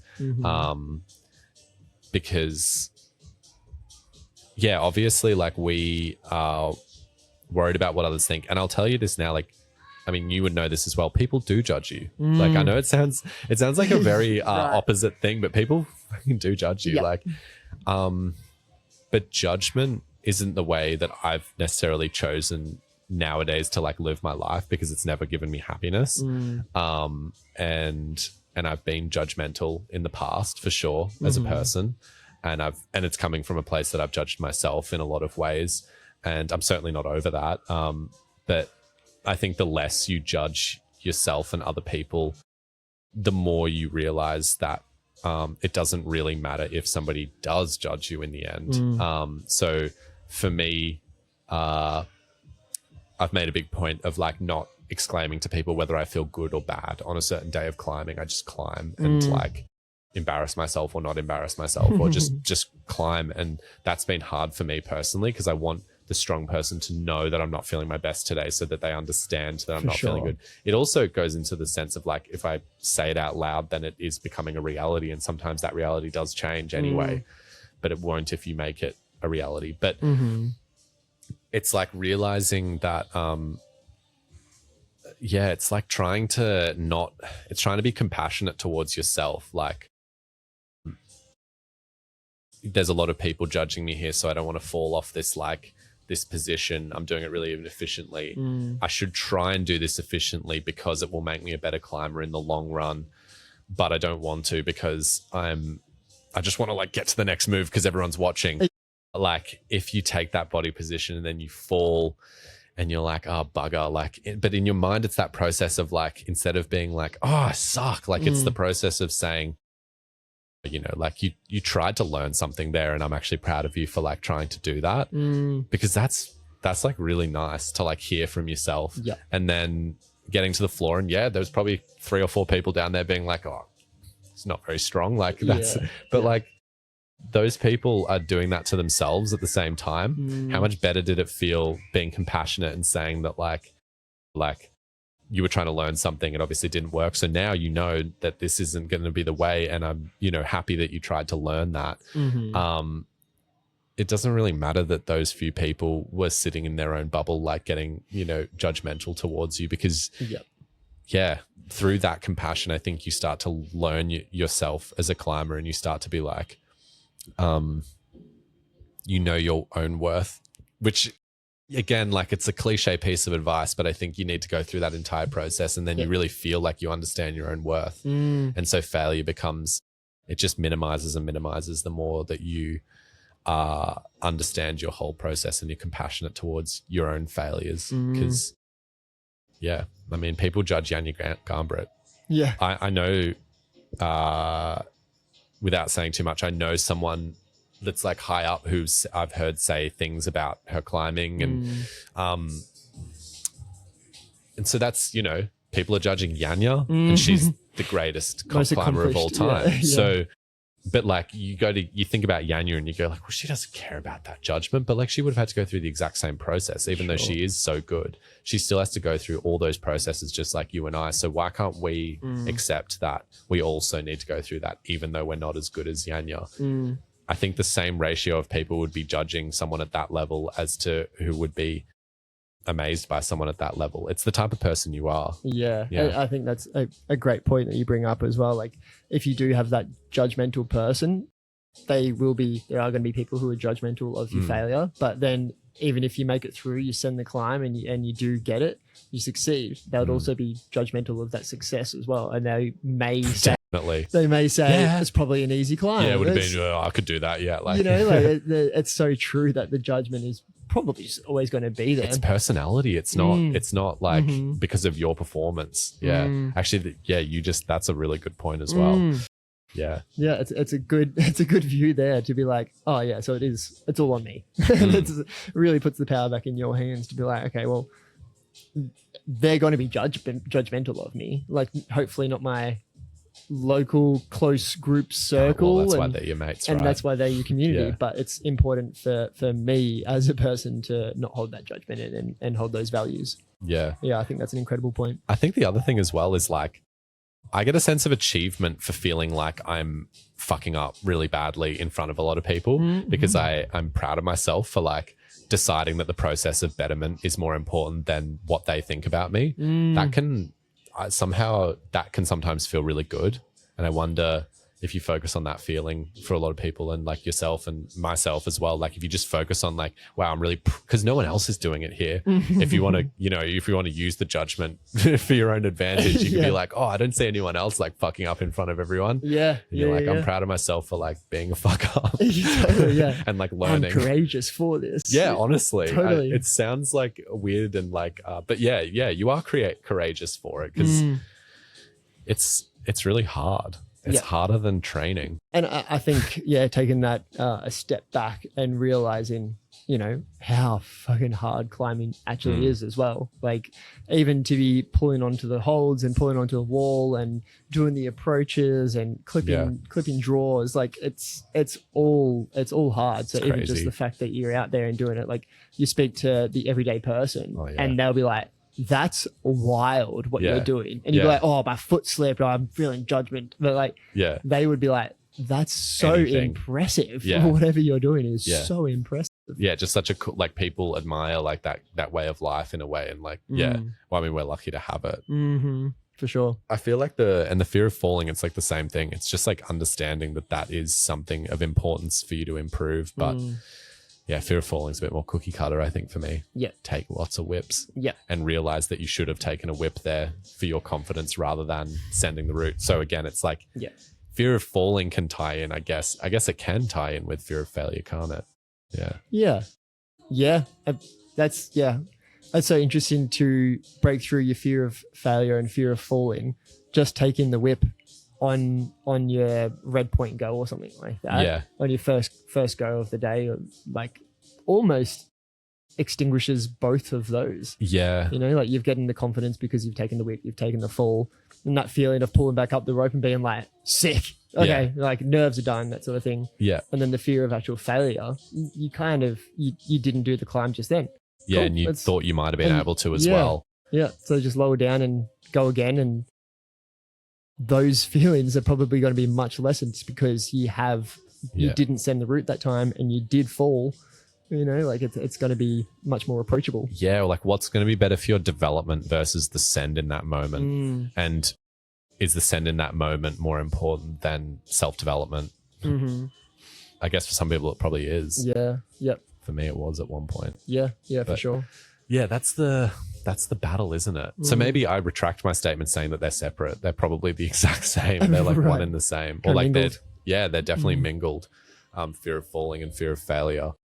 Fear of falling for the pure fear of heights, and like the feeling is because you see do you know Enrico? I can't say his last name. He's an Italian guy who moved here. No, I'm not sure. Anyway, he always talks about this concept called the lifelong plateau, and I really like it. And it's like the person who doesn't want to push those like boundaries basically in all different areas. And yeah, like the lifelong plateau happens because you don't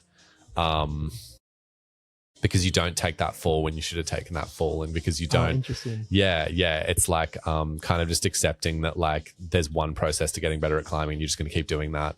That's where the lifelong plateau always comes in. It's a similar thought to I've had, which is eternal preseason. Yeah, like, honestly. You're forever in preseason, like, and you're not in like you're not in, it's not the actual season, you're not performing, it's just like, oh, I'm just always in preseason and not like acting or doing these things that's going to make you actually play the game better. Yeah, you know, that's eternal preseason puts you in the lifelong plateau. Yeah. Totally. That's the way to put those things. I wanted lifelong plateau on our like state coaching shirts. I thought that would have been that's sick. I wanted to show up with a lifelong plateau. Because he's such a passionate guy. Like he would have just like absolutely gone on about. He like loves that stuff. Like, yeah, so sick. But I think that's like the lifelong plateau. It happens to a lot of people, and it comes from a non-adapting mentality towards what it is that you need to improve on. And it's like the classic person who's always in the gym and not on the climbing wall, I guess. Yeah. That's a classic one. Or like people who are just always climbing and being social and talking about how they want to get better at this sport, but then they're just climbing and being social. And it's like, there's like obvious answers to these things, but people don't want to. But I also understand that like some people just don't need to. They don't. It's like so fine. So I guess it is all motivation based, like where you're at. And like, I don't think I've ever met someone who's like, I want to get so good at climbing. Like I care about this thing so much and I love it and I want to really do it. Who's just like going to the gym, being a bit social. And like when you have that mentality, you do the things that you need to do generally. Is it chicken or the egg, I guess, that causes the lifelong plateau? I don't know. I hope I have the awareness to know that I'm not in it. No, yeah, same, honestly. Like maybe I am. Oh God.